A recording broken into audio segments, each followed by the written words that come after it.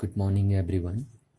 As you know, in last class we were discussing about the series and parallel combination of registers, in which we saw if the three registers of resistance R1, R2 and R3 are combined in series, then their equivalent resistance will be R1 plus R2 plus R3.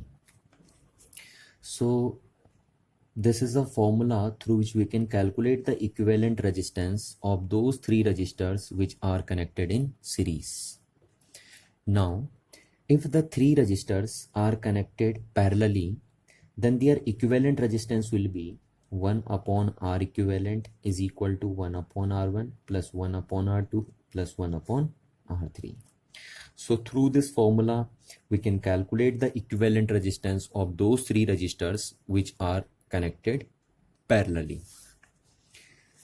So children, please remember these two formulas, because on the basis of these two formulas, we can do some numerical related to the series and parallel combination of resistors. So in today class, we are going to do some numerical related to the series and parallel combination of resistors. So let's start with our first question. Our first question is 4 resistors of 2 ohm each are jointed end to end to form a square ABCD. So here you can clearly see we have a 4 resistor, each of resistance 2 ohm are jointed end to end and to form a square. And here we have to calculate the equivalent resistance, which is also known as total resistance of this combination between any two adjacent corner. So suppose these are two adjacent corner A and B, between which we have to calculate the equivalent resistance of this combination. So before doing this numerical, children, please keep in mind that if there is no battery is connected between those 2 points where we have to find the equivalent resistance, then firstly we will connect a virtual battery between those 2 points where we have to calculate equivalent resistance.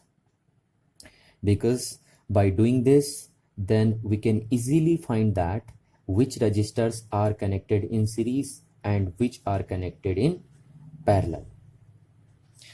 So because here we have to calculate the equivalent resistance between points A and B, that's why we connect a virtual battery between these 2 points A and B. It is not actual battery, it is a virtual battery, and it is only helpful to find the which resistor are connected in series and which are connected in parallel. So here you can clearly see between points A and B, these three resistors R1, R2, R3 and R4, they are connected in series between points A and B because they connect one by one between points A and B. And whenever the resistors are connected between any 2 points one by one, then we can say it is a series combination. So here these three resistors connected one by one between points A and B. That's why we can say these are connected in series between points A and B. So firstly we will calculate the equivalent resistance of these three resistors between points A and B. So the equivalent resistance of these three resistors R2, R3 and R4 is R2 plus R3 plus R4, because we know the formula of equivalent resistance in the series combination. So the equivalent resistance of these three resistors is R2 plus R3 plus R4. The value of R2 is 2 ohm plus the value of R3 is also a 2 ohm and R4 is also a 2 ohm. Then the equivalent resistance of these three resistors between points A and B is 6 ohm. It is the equivalent resistance of R2, R3 and R4. So since the equivalent resistance of these three resistor is 6 ohm, therefore we can replace these three resistor by a single resistor of 6 ohm, because it is equivalent resistance of these three resistor. That's why we can replace these three resistor by a single resistor of 6 ohm. So the modified diagram is, this is a point A, it is a point B, and these three resistor are replaced by a single resistor of 6 ohm, and this is a 2 ohm resistor. R1 is equal to 2 ohm, and it is a virtual battery. Now here you can clearly see these two resistor R1 and R equivalent of R2, R3 and R4. These two resistor are connected parallelly between points A and B, because the one end of this resistor is connected at the point A, and the one end of 6 ohm resistor is also be connected at point A, and the other end of these two resistor is connected at the same point B. And whenever we have this type of combination, we can say it is a parallel combination. So their equivalent resistance will be 1 upon R equivalent is equal to 1 upon R1 plus 1 upon R equivalent of R2, R3 and R4. Because we know how to calculate the equivalent resistance of in the parallel combination. The formula of equivalent resistance for the parallel combination is 1 upon R1 plus 1 upon R2 plus 1 upon R3. That's why here the equivalent resistance is here the equivalent resistance of these two resistor is 1 upon R1 plus 1 upon R equivalent. So now putting the value of R1 and R equivalent, we will get the value of R1 is 2 ohm, and the value of R equivalent of R2, R3 and R4 is 6 ohm. By taking the LCM is 6 ohm. So this is a 3 plus 1. So 1 upon R equivalent is equal to 4 upon 6 ohm. Therefore R equivalent is equal to 6 upon 4 ohm. And if we calculate this value 6 upon 4, which is approximately equal to 1 upon 5 ohm. So the equivalent resistance of this whole combination will be 1.5 ohm. Now let's move towards the next question. And our next question is this one. This is our second question. So in this question, calculate the effective resistance, which is also known as total resistance. Another thing is current, and the third one is potential difference across the 10 ohm resistor of the circuit shown in figure. तो देखिए यहाँ पे आपको क्या दिया है ना, ये सर्किट दे रखा आपको, ठीक है।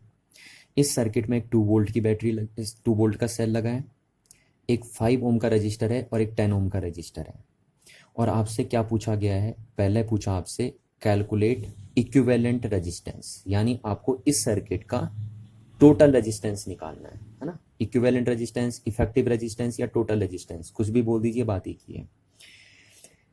तो देखिए क्या है, आपको पता है कि ये बैटरी इन दो पॉइंट्स के बीच में कनेक्टेड है, देखिए है ना। ये पॉइंट मैं ए नाम दे देता हूँ और ये पॉइंट बी नाम दे दिया। देखिए इन दो पॉइंट्स के बीच में कनेक्टेड है बैटरी, और इन्हीं दो पॉइंट्स के बीच में ये दोनों रजिस्टर कनेक्टेड है। देखिए है या नहीं है, इन्हीं दो पॉइंट्स के बीच में तो कनेक्टेड है ये दोनों रजिस्टर।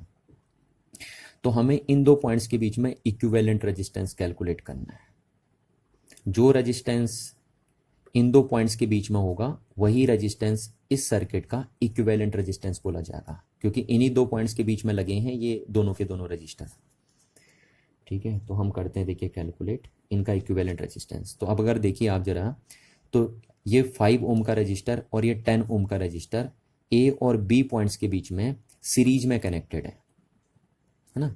क्यों? क्योंकि देखिए 1/1 लगे हैं ना।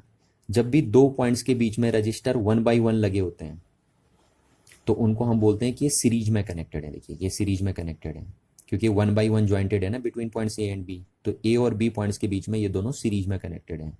और अगर ये दोनों सीरीज में कनेक्टेड हैं तो इनका इक्विवेलेंट रेजिस्टेंस कैसे निकाला जाएगा? Equivalent resistance of 5 ohm and 10 ohm resistor is R1 plus R2।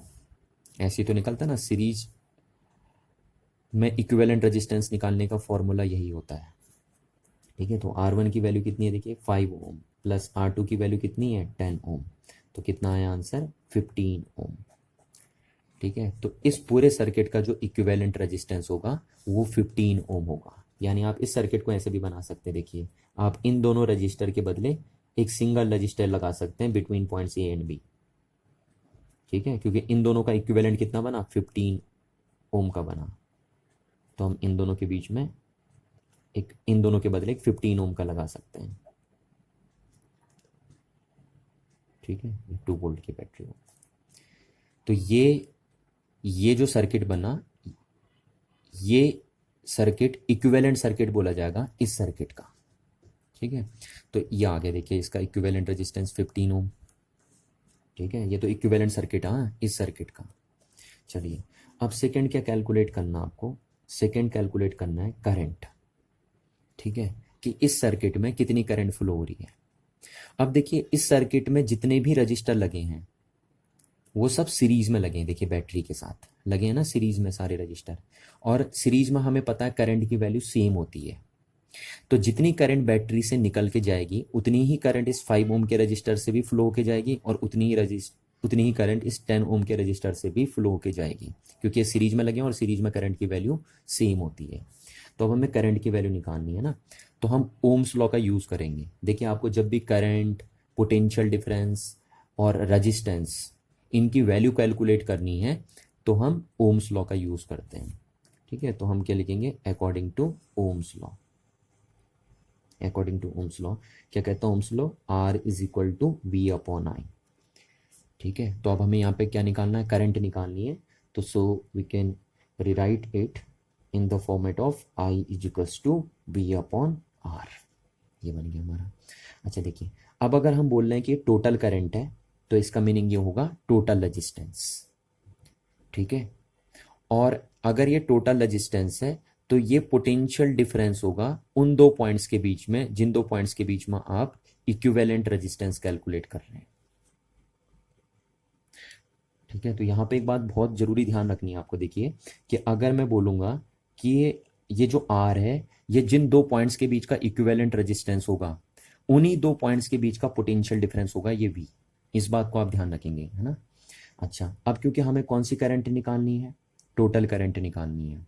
तो हम टोटल करंट निकालने के लिए यहाँ पे कौन सा रेजिस्टेंस रखेंगे? टोटल रेजिस्टेंस, जिसको हम इक्विवेलेंट रेजिस्टेंस भी बोलते हैं।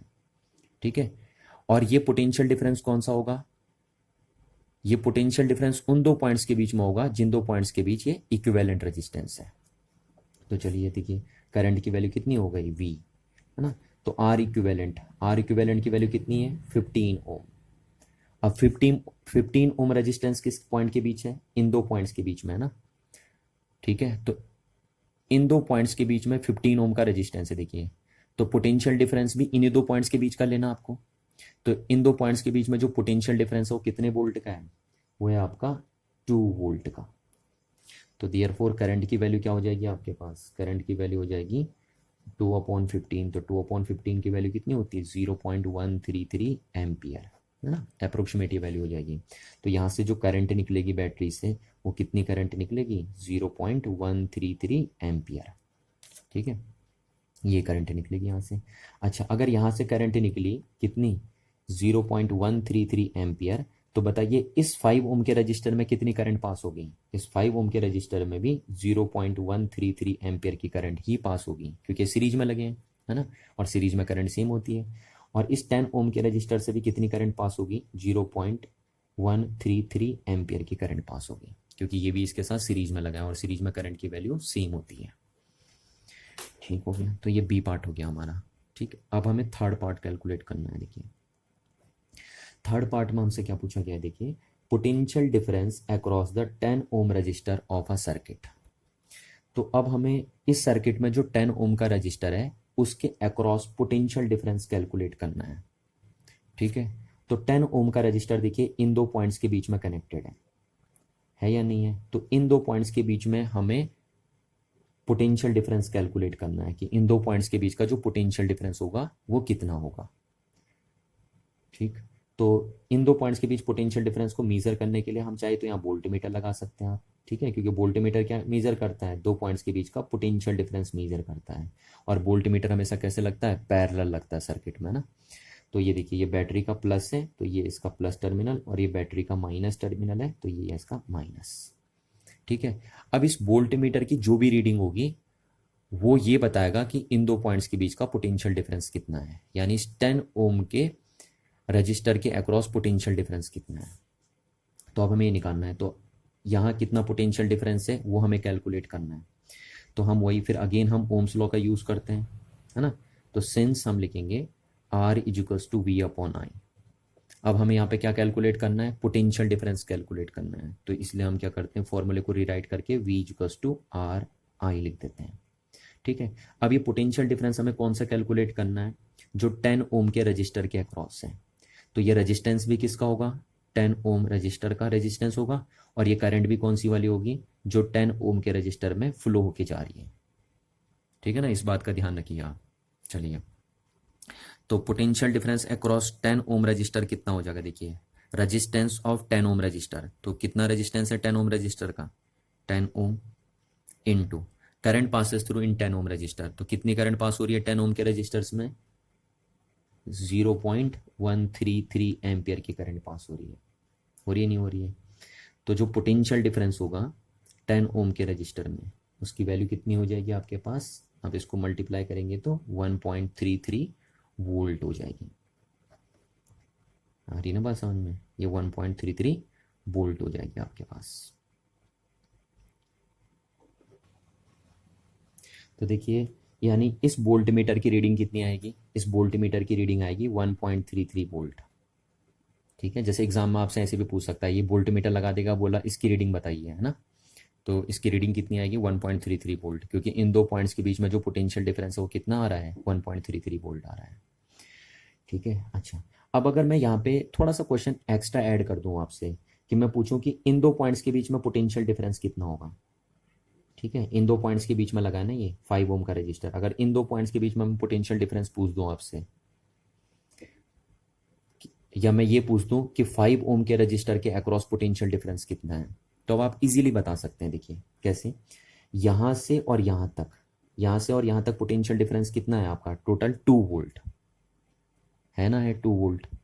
2 वोल्ट में से यहाँ कितनी वोल्टेज आ गई, यहाँ जो वोल्टेज है वो है 1.33 वोल्ट। तो आपने टोटल सर्किट में कितनी पोटेंशियल दी थी, टोटल वोल्टेज जो आपने सर्किट में सप्लाई करी थी वो थी 2 वोल्ट। उसमें से 1.33 वोल्ट कहाँ चले गया, इस 10 ओम के रजिस्टर में चले गया।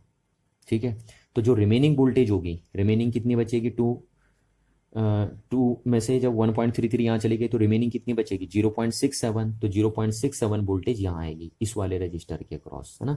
तो यहाँ अगर हम वोल्टमीटर लगाएं तो उस वोल्टमीटर की जो रीडिंग आएगी वो कितनी आएगी, 0.67 वोल्ट आएगी। ठीक है, यानी ये वोल्टमीटर बताएगा कि इस 5 ओम के रजिस्टर के अक्रॉस जो पोटेंशियल डिफरेंस है वो 0.67 वोल्ट है। चलिए, तो अब हम देखते हैं नेक्स्ट क्वेश्चन, और हमारा नेक्स्ट क्वेश्चन है, देखिए ये क्वेश्चन नंबर 3। देखिए क्वेश्चन में क्या दिया है, ड्रॉ अ सर्किट डायग्राम। ठीक है, आपको एक सर्किट डायग्राम बनाना है consisting of a battery of 4 cell. ठीक है, तो एक बैटरी आपको बनानी है उस सर्किट में जिसमें कितने सेल लगे हों, 4 सेल लगे हों, और हर सेल का जो पोटेंशियल है वो 2 वोल्ट होना चाहिए। अच्छा, और क्या लगा है सर्किट में, देखिए और सर्किट में लगा है 2 ओम, 6 ओम और 4 ओम का रजिस्टर, एक प्लग की और एक अमीटर के साथ सीरीज में। ठीक है, अच्छा ऑल्सो कनेक्ट अ volt meter across 6 ohm resistor, और आपको एक वोल्ट मीटर भी कनेक्ट करना है 6 ओम रजिस्टर के अक्रॉस। Also find the current flowing in the circuit. ठीक है, तो हमें सर्किट में जो करंट फ्लो रही है उसकी वैल्यू भी कैलकुलेट करनी है। And the potential difference across 6 ohm resistor, और 6 ओम रजिस्टर के अक्रॉस जो पोटेंशियल डिफरेंस है उसे भी हमें कैलकुलेट करना है। चलिए, तो काफ़ी अच्छा क्वेश्चन है, बोर्ड के पॉइंट ऑफ व्यू से ये क्वेश्चन बहुत ज़्यादा इंपॉर्टेंट है आपके लिए।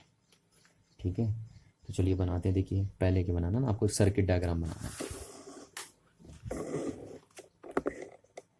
ठीक है, तो देखिए क्या करते हैं हम, पहले हमारे पास हमें एक बैटरी बनानी है 4 सेल की हेल्प से। 4 सेल लेने हैं आपको, है ना, 4 सेल लेने हैं, और हर सेल की का जो पोटेंशियल है वो कितना होना चाहिए, 2 वोल्ट होना चाहिए। तो देखिए सेल कैसे बनाते हैं, ऐसे बनता है सेल, है ना, एक हायर पोटेंशियल टर्मिनल, एक लोअर पोटेंशियल टर्मिनल, जिसको आप प्लस माइनस बोलते हैं। तो ये हो गया 2 वोल्ट का सेल। ऐसे कितने सेल लेने हैं आपको, 4 सेल लेने हैं, है ना, और उनके थ्रू बैटरी बनानी है आपको। तो एक सेल ये हो गया, दूसरा, ठीक, ये भी 2 वोल्ट का है। तीसरा सेल ये ले लिया हमने, ठीक, ये भी 2 वोल्ट का है। और चौथा सेल हमने ये ले लिया, ये भी कितने वोल्ट का है, 2 वोल्ट का है। ठीक, तो ये 4 सेल हमने ले लिए।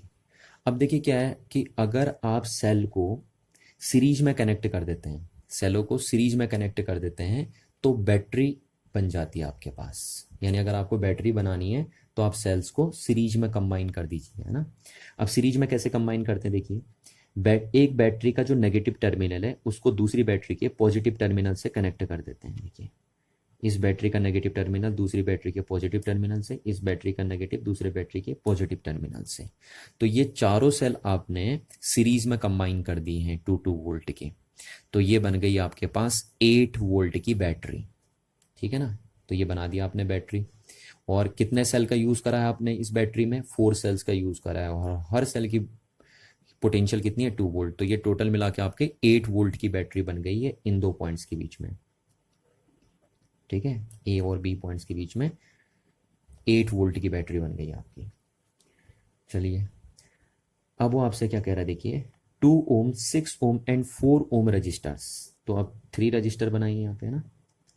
एक बनाया हमने 2 ओम का रजिस्टर, दूसरा बनाया हमने 4 ओम का रजिस्टर, और तीसरा हमने बना दिया 6 ओम का रजिस्टर।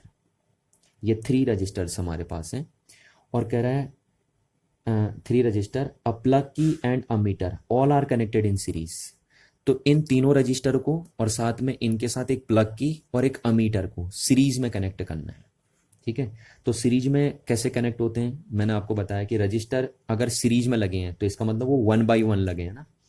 तो जब हम एक रजिस्टर का 1 एंड दूसरे रजिस्टर के एंड से जोड़ देते हैं, देखिए, तो हम बोल देते हैं ये दोनों सीरीज में कनेक्ट हो गए। और ये देखिए, ये अगर हम ऐसे कनेक्ट कर देंगे, इसका 1 एंड दूसरे रजिस्टर के 1 एंड से कनेक्ट कर देंगे, तो ये सीरीज में कंबाइन हो गया। अब ये तीनों रजिस्टर सीरीज में लगे हैं, क्योंकि 1 बाई 1 लगे हैं ना, तो ये सीरीज में लग गए हैं आपके। अच्छा, अब इनके साथ सीरीज में एक प्लग की भी लगानी है। प्लग की मीन्स ऑन ऑफ स्विच। तो ये हो गया हमारा ऑन ऑफ स्विच। इसको ऐसे बनाते हैं, देखिए, ये प्लग की का सिंबल हो गया, प्लग की। ठीक, ये बना दिया हमने, ये लगा दिया हमने इनके साथ सीरीज में प्लग की। अच्छा, और क्या लगाना है इनके साथ, अमीटर भी लगाना है ना। और सीरीज में तो आपको पता है अमीटर तो वैसे भी सीरीज में लगता है, और अमीटर का काम क्या होता है, सर्किट में करंट की वैल्यू को मीजर करना। ठीक, तो ये हमने लगा दिया यहाँ पे अमीटर, ये देखिए। तो ये सीरीज में लग गए, प्लग की, 2 ओम, 4 ओम, 6 ओम का रजिस्टर और ये अमीटर, ये सब सीरीज में कनेक्ट हो गए। अच्छा, अब अमीटर में 2 टर्मिनल होते हैं, प्लस और माइनस। तो क्योंकि बैटरी का नेगेटिव टर्मिनल यहाँ है, तो अमीटर का यहाँ नेगेटिव टर्मिनल ऐड होगा, और बैटरी का ये पॉजिटिव टर्मिनल है, तो इसलिए अमीटर का पॉजिटिव टर्मिनल यहाँ कनेक्ट होगा। ठीक है, तो ये हो गया आपका सर्किट। ये तो हमने सर्किट डायग्राम बना दिया। ठीक है, यहाँ तक कंप्लीट हो गया। अच्छा, अब वो आगे क्या कह रहा है आपसे, देखिए, ऑल्सो कनेक्ट अ volt meter across 6 ohm resistor. ठीक है, तो ये जो 6 ओम रजिस्टर है इसके अक्रॉस आपको वोल्ट मीटर लगाना है। तो आपको पता है जो 6 ओम रजिस्टर है वो इन दो पॉइंट्स के बीच में कनेक्टेड है, देखिए, है या नहीं है। तो इसके अक्रॉस आपको वोल्ट मीटर लगाना है, और वोल्ट मीटर हमेशा कैसे कनेक्ट होता है, पैरेलली कनेक्ट होता है। तो यहाँ हम वोल्ट मीटर लगा देंगे, देखिए ये। ठीक है, ये वोल्ट मीटर क्या करेगा, ये वोल्ट मीटर इस 6 ओम रजिस्टर के अक्रॉस पोटेंशियल डिफरेंस को मीजर करेगा, क्योंकि वोल्ट मीटर का काम होता है पोटेंशियल डिफरेंस को मीजर करना। और क्योंकि ये वोल्ट मीटर आपने 6 ओम रजिस्टर के अक्रॉस लगा रखा है, तो इसलिए ये वोल्ट मीटर 6 ओम रजिस्टर के अक्रॉस पोटेंशियल डिफरेंस को मेजर करेगा। चलिए, और ये वोल्ट मीटर पैरेलल में लगा दिया आपने। अभी देखिए, वोल्ट मीटर बैटरी का प्लस ये है तो वोल्ट मीटर का प्लस यहाँ कनेक्टेड होगा, और बैटरी का नेगेटिव ये है तो वोल्ट मीटर का नेगेटिव यहाँ कनेक्ट होगा। क्लियर है बात? ये हो गया, यहाँ तक क्वेश्चन हमारा हो गया है ना। आइए अब क्या कह रहा है देखो, also find the current flowing in the circuit. ठीक है, अब हमें बताना है कि इस सर्किट में कितनी करंट फ्लो हो रही है। ठीक, और ब्रैकेट में लिखा है देखिए अमीटर रीडिंग। तो देखिए घबराना नहीं है, अमीटर रीडिंग यहाँ पे इसलिए लिखा है क्योंकि आपको पता है देखिए सर्किट में जो करंट फ्लो होगी ना उसी को तो मीजर करेगा ये अमीटर। तो अमीटर की जो रीडिंग आएगी इसका मतलब उतनी ही करंट आ रही है सर्किट में। ठीक है, तो सर्किट में जो करंट की वैल्यू होगी और अमीटर की रीडिंग होगी वो इक्वल होगी, क्योंकि सर्किट में करंट को मीजर कौन कर रहा है? यही अमीटर तो कर रहा है ना। तो ये निकालना है, तो चलिए पहले हम यही कर लेते हैं ना, हमें करंट कैलकुलेट करनी है। तो देखिए सर्किट में करंट कैलकुलेट करने से पहले आपको सर्किट का इक्विवेलेंट रेजिस्टेंस कैलकुलेट करना पड़ेगा।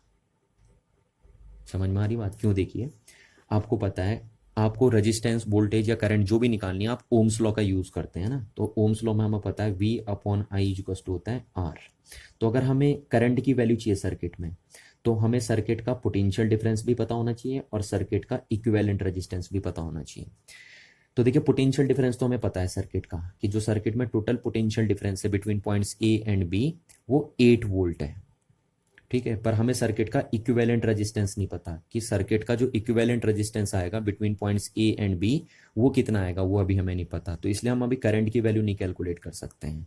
तो इसलिए अगर आपको सर्किट में करंट की वैल्यू कैलकुलेट करनी है तो पहले आपको इस सर्किट में A और B पॉइंट्स के बीच का इक्विवेलेंट रेजिस्टेंस कैलकुलेट करना पड़ेगा। और इन्हीं दो पॉइंट्स के बीच क्यों करना है आपको इक्विवेलेंट रेजिस्टेंस कैलकुलेट? क्योंकि ये बैटरी इन्हीं दो पॉइंट्स के बीच में लगी है, या आप ये बोल सकते हो कि ये जो तीनों रजिस्टर हैं वो इन्हीं दो पॉइंट्स के बीच में कनेक्टेड है। इसलिए हम इन दो पॉइंट्स के बीच जो इक्विवेलेंट रेजिस्टेंस निकालेंगे वही इस सर्किट का टोटल रेजिस्टेंस बोला जाएगा। ठीक है, तो अब हम निकालते हैं पहले इक्विवेलेंट रेजिस्टेंस। तो देखिए equivalent resistance of these three resistor, we know these three resistors are connected in series because they are connected one by one between points A and B. That's why they are said to be in series combination.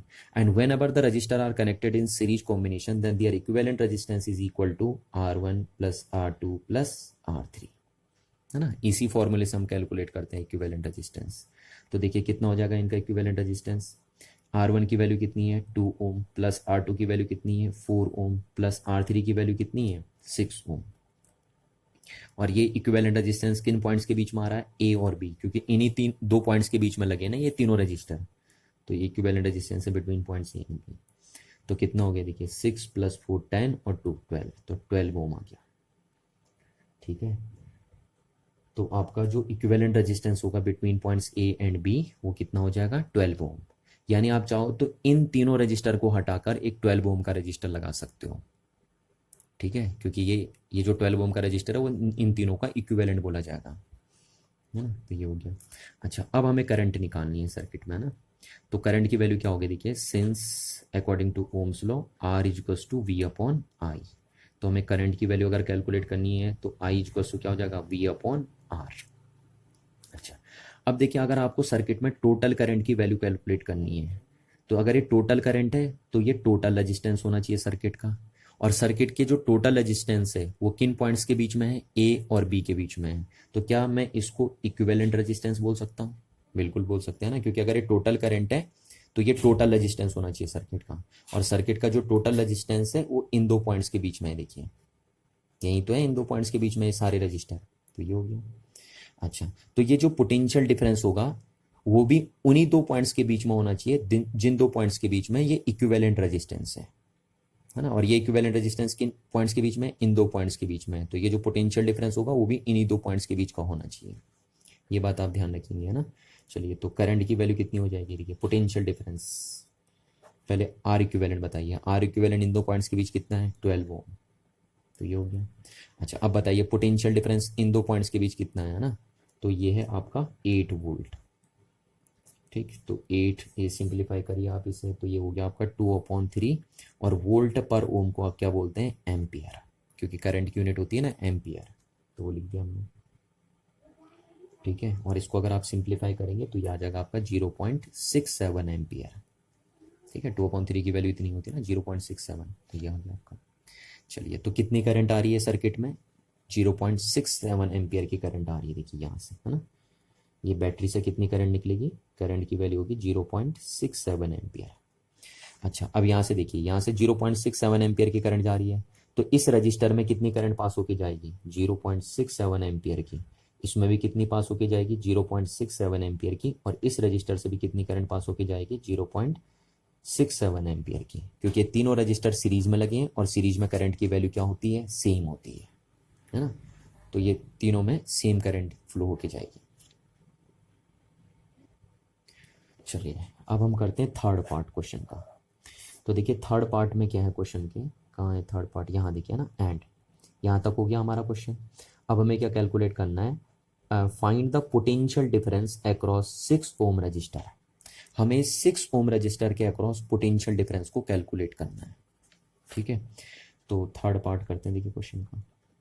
तो potential difference अगर आपको निकालना है तो फिर आप ohms law का use करेंगे और लिखेंगे since V equals to I into R. अच्छा, अब आपको जो पोटेंशियल डिफरेंस निकालना है वो 6 ओम रजिस्टर के अक्रॉस निकालना है, तो इसलिए हमने ऐसे लिख दिया, potential difference across 6 ohm resistor is equal to the current passes through in a 6 ohm resistor into the resistance of 6 ohm resistor. ठीक है, जब ये पोटेंशियल डिफरेंस 6 ओम रजिस्टर के अक्रॉस है तो करंट भी कौन सी होनी चाहिए? जो 6 ओम रजिस्टर में पास होके जा रही है, और रेजिस्टेंस भी कौन सा होना चाहिए? जो 6 ओम रजिस्टर का है। तो ये देखिए, potential difference across 6 ohm resistor is the current passes through in 6 ohm resistor. तो what is the amount of current which is passes through the 6 ohm resistor? It is 0.67 ampere into resistance of 6 ohm resistor is 6 ohm. So if we multiply this digit, we will get it is approximately 4 volt. इसको आप multiply करिए तो देखिए 4 volt आएगा, क्योंकि ampere into ओम, ampere into ओम को आप क्या बोलते हैं? वोल्ट बोलते हैं ना। तो जो 6 ओम रजिस्टर है उसके अक्रॉस जो पोटेंशियल डिफरेंस होगा वो कितना होगा? 4 वोल्ट होगा। तो ये जो वोल्ट मीटर की रीडिंग आएगी वो कितनी आएगी? 4 वोल्ट आएगी। ठीक है, 4 वोल्ट आएगी। देखिए ये वोल्ट मीटर, ये वोल्ट मीटर की रीडिंग कितनी आएगी? 4 वोल्ट। और इस मीटर की रीडिंग क्या होगी? 0.67 एम्पियर। ठीक है, चलिए अब देखते हैं नेक्स्ट क्वेश्चन, है ना, क्वेश्चन नंबर 4। देखिए क्वेश्चन नंबर 4 क्या हमारे पास? A copper wire having resistance R cut into 4 equal parts. चलिए, हमारे पास एक कॉपर वायर है सपोज, और कॉपर वायर का रेजिस्टेंस है ना, तो कोई भी जो कंडक्टर होता है उसका रेजिस्टेंस होता है, और उसको हम रजिस्टर बोलते हैं। रेजिस्टेंस को हम ऐसे दिखा देते हैं, देखिए ये कॉपर वायर के रेजिस्टेंस को दिखा रहे हैं हम। एक रजिस्टर हो गया ना, कॉपर का रजिस्टर है ये, और इसका रेजिस्टेंस कितना दिया हमें? आर। तो ये कॉपर का रजिस्टर है और इसका रेजिस्टेंस आर है। अब क्या कह रहा है? Cut into 4 equal parts. आपने इसको 4 इक्वल पार्ट्स में कट कर दिया, तो एक पार्ट ये हो गया। तो सपोज इस पार्ट का रेजिस्टेंस हम मान लेते हैं R1 है। दूसरा पार्ट आपने ये कर दिया इसका, इसका रेजिस्टेंस सपोज R2 है। तीसरा पार्ट आपने ये कर दिया इसका, और इसका रेजिस्टेंस सपोज R3 है। और चौथा पार्ट आपने इसका ये कर दिया, इसका रेजिस्टेंस सपोज R4 है। ठीक है, तो ये जो कॉपर वायर थी आपकी जिसका रेजिस्टेंस R था, आपने उसको 4 इक्वल पार्ट्स में डिवाइड कर दिया। तो सपोज मैंने माना पहले पार्ट्स का रेजिस्टेंस R1 हो गया, दूसरे का R2, तीसरे का R3, चौथे का R4। अच्छा, अब क्या कह रहा है आपसे? देखिए, चलिए एक बात समझिए पहले। देखिए, पहले क्वेश्चन को पढ़ने से पहले मैं आपको एक बात बता दूं। देखिए कि किसी भी रजिस्टर का जो रेजिस्टेंस होता है वो इक्वल होता है resistivity into length of the register upon area of the cross section of the register. अगर याद हो तो आपको ये वैल्यू मैंने बताई थी, है ना, कि किसी भी रजिस्टर का जो रेजिस्टेंस होता है वो किसके इक्विवेलेंट होता है? Resistivity of the register into length of the register upon area of cross section of the register. ठीक है, अच्छा, जो रजिस्टिविटी होती है किसी भी रजिस्टर की या किसी भी कंडक्टर की, वो दो बातों पे डिपेंड करती है। पहला टेम्परेचर पे डिपेंड करती है, और दूसरा नेचर ऑफ द रजिस्टर या नेचर ऑफ द कंडक्टर पे डिपेंड करती है। अच्छा, अब आप यहाँ पे देखिए कि ये रजिस्टर किसका बना है, कॉपर का। और जब आप इसके पीस कट कर रहे हैं तो ये जो पीस बन रहे हैं ये भी किसके बने हैं, कॉपर के बने हैं। ठीक है, और कट करने से टेम्परेचर में कोई चेंजेस नहीं आता है। तो अगर हम बोलें इस वायर की रजिस्टिविटी रो है, तो इस पीस की रजिस्टिविटी भी कितनी हो जाएगी, रो हो जाएगी। इस पीस की रजिस्टिविटी भी कितनी हो जाएगी, रो, इसकी भी रो और इसकी भी रो। यानी रजिस्टिविटी किसी की चेंज नहीं होगी, क्योंकि रजिस्टिविटी किस पे डिपेंड करती है, मटेरियल पे, नेचर ऑफ मटेरियल पे। नेचर ऑफ मटेरियल वही है, इस ये भी कॉपर है, ये भी कॉपर है, ये भी कॉपर, ये भी कॉपर, ये भी कॉपर है ना। और दूसरा किस पे डिपेंड करती है, टेम्परेचर पे। तो कट करने से टेम्परेचर में कोई चेंजेस तो आएगा नहीं। तो इसलिए जो रजिस्टिविटी इस कॉपर वायर की होगी, लॉन्ग कॉपर वायर की, वही इन छोटे छोटे पीस की भी होगी। चलिए, ठीक हो गया। अच्छा, जब आप इस वायर को कट कर रहे हैं इन छोटे छोटे पीस में, तो क्या इस वायर का क्रॉस सेक्शनल एरिया चेंज हो रहा है, नहीं। वायर का क्रॉस सेक्शनल एरिया भी क्या नहीं हो रहा, चेंज नहीं हो रहा है ना। वायर को कट करने से, पीस के फॉर्म में कट करने से उसका क्रॉस सेक्शनल एरिया चेंज नहीं हो रहा। तो ये चीज भी कांस्टेंट है और ये चीज भी कांस्टेंट है। तो अगर ये दोनों चीजें कांस्टेंट है तो हम यहां से बोल सकते हैं R is proportional to L। यानी if the resistivity and the area of cross section of the conductor is constant, then the resistance of the conductor is strictly proportional to its length। ठीक है, तो ये हो गया। अच्छा, यानी जिसकी लेंथ जितनी ज्यादा उसका रेजिस्टेंस उतना ज्यादा। अब आप देखिए आपने क्या किया था, सपोज इस वायर की लेंथ L थी जिसका रेजिस्टेंस R था।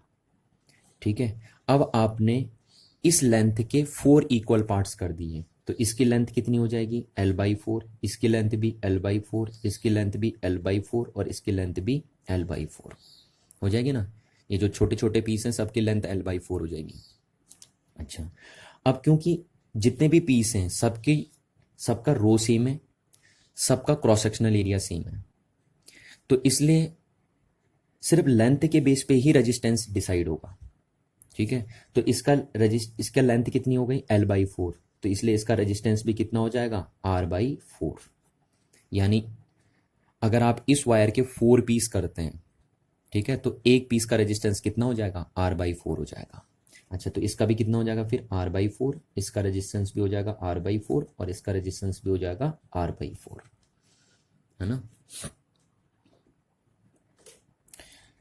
तो अब देखिए आप पढ़ते हैं हम क्वेश्चन नंबर फर्स्ट, है ना। क्या लिखा आपसे, find the resistance of each part in terms of original resistance. तो आपको हर एक पार्ट्स जो आपने 4 पार्ट्स करे थे उनका ओरिजिनल रेजिस्टेंस उनका रेजिस्टेंस कैलकुलेट करना है in terms of original resistance. Original resistance means R के टर्म्स में। तो आपने निकाल दिया। देखिए पहले पार्ट्स का रेजिस्टेंस कितना होगा, R/4, दूसरे का भी कितना होगा, R/4, तीसरे का भी R/4 और चौथे का भी R/4। तो आपने हर एक पार्ट का रेजिस्टेंस कैलकुलेट कर लिया in terms of original resistance. ठीक है, तो ये हमने निकाल दिया पहले। अच्छा, अब सेकंड पार्ट क्या पूछ रहा है, देखिए सेकंड पार्ट में आपसे कह रहा है find the resistance of the combination if these 4 parts are connected in parallel. ठीक है, तो अब वो कह रहा है कि इन 4 पार्ट्स को आप पैरेलली कनेक्ट कर दीजिए। तो चलिए मैं कोई 2 पॉइंट्स ले लेता हूँ A एंड B, और इन 4 पार्ट्स को हम इन 2 पॉइंट्स के बीच में पैरेलली कनेक्ट कर लेते हैं। तो पहला पार्ट ये हो गया, ठीक है, इसका रेजिस्टेंस R1 और उसकी वैल्यू R/4। दूसरा रजिस्टर ये ले लिया हमने, इसका R2 और इसकी वैल्यू भी R/4। Third register is R3 and the value of its resistance is also be R/4, and the fourth one register is R4 and the value of their its resistance is also be R/4. So these are the 4 register of resistance R/4 connected parallelly between points A and B। यही तो कह रहा था ना आपसे कि जो आपने पीस बनाए हैं, 4 पीस बनाए हैं, इनको आप पैरेलली कनेक्ट कर दीजिए। तो मैंने 2 पॉइंट्स लिए A और B और उनके बीच में इन चारों को पैरेलली कनेक्ट कर दिया। तो अब कह रहा है इनके कॉम्बिनेशन का इक्विवेलेंट रेजिस्टेंस पता करिए। देखिए find the resistance of their combination, इनके कॉम्बिनेशन का हमें इक्विवेलेंट रेजिस्टेंस कैलकुलेट करना है। तो आपको पता, देखिए इन 2 पॉइंट्स के बीच में ये 4 रजिस्टर पैरेलली कनेक्टेड हैं, तो इनका इक्विवेलेंट रेजिस्टेंस निकालने का फॉर्मूला क्या होगा, 1/R1 plus 1/R2 plus 1/R3 plus 1/R4। ऐसी तो निकालते हैं ना, अगर 4 रजिस्टर पैरेलल में कनेक्टेड हो तो उनका इक्विवेलेंट रेजिस्टेंस निकालने का फॉर्मूला होता है ये। ठीक है, तो यहाँ से 1/r इक्विवेलेंट इसको सो कितना हो गया, देखिए 1/r1। r1 की वैल्यू कितनी है, r/4, तो ये 4 ऊपर आ जाएगा यहाँ पे, है ना, प्लस ऐसे इसमें भी आएगा r1 + r2, इसमें भी आएगा। ठीक है, 1/r2 की वैल्यू r/4, तो r नीचे 4 ऊपर, ऐसे इसमें भी आ जाएगा, सिमिलरली इसमें भी आ जाएगा। ठीक है, तो यहाँ से 1/r इक्विवेलेंट इसको सो कितना हो जाएगा आपका, 1/r इक्विवेलेंट हो जाएगा आपका 16/r।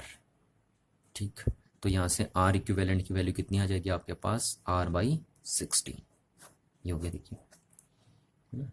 तो अगर ये जो 4 पार्ट्स आपने बनाए थे इस रजिस्टर के, उनको आप पैरेलली कनेक्ट कर देंगे किन्हीं 2 पॉइंट्स के बीच में, तो उनका जो इक्विवेलेंट रेजिस्टेंस होगा उन 4 पार्ट्स का, उसकी वैल्यू होगी r/16। चलिए अब हम देखते हैं नेक्स्ट क्वेश्चन, और नेक्स्ट क्वेश्चन हमारे पास क्वेश्चन नंबर 5। ठीक है, इसमें देखिए क्या दिया आपसे, a wire of resistance 20 ohm is bent in the form of closed circle. ठीक है, एक वायर है जिसका रेजिस्टेंस कितना है, 20 ओम है, और उसको आपने बेंट कर दिया एक सर्किल के फॉर्म में, ये है, देखिए, है ना। इस पूरी वायर का रेजिस्टेंस कितना है, 20 ओम है। ठीक है, जो रेजिस्टेंस है इस पूरी वायर का वो 20 ओम है, जिसको आपने सर्किल के फॉर्म में बेंट कर दिया है।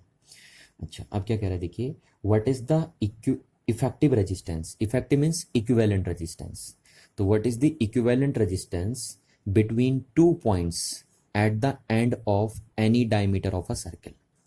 ठीक है, तो आप इस सर्किल का कोई भी एक डायमीटर ले लीजिए। कितने डायमीटर होते हैं सर्किल में, इनफाइनाइट डायमीटर होते हैं, तो कोई भी आप एक डायमीटर ले लीजिए। तो सपोज मैंने ये एक डायमीटर ले ली, और इस डायमीटर के जो 2 एंड्स हैं, तो एक एंड ये दे दिया मैंने नेम ए, और दूसरा एंड ये दे दिया बी। तो कह रहा है कि जो इस सर्किल के डायमीटर के 2 एंड्स होंगे, उनके अक्रॉस इक्विवेलेंट या इफेक्टिव रेजिस्टेंस कैलकुलेट करिए इस वायर का। ठीक है ना, ये देखिए यहाँ पे लिखा है ना, what is the effective resistance between 2 points at the end of any diameter of a circle. तो आपने इस सर्किल का कोई एक डायमीटर बनाया, और उसके 2 एंड्स के अक्रॉस आपको इक्विवेलेंट रेजिस्टेंस कैलकुलेट करना है।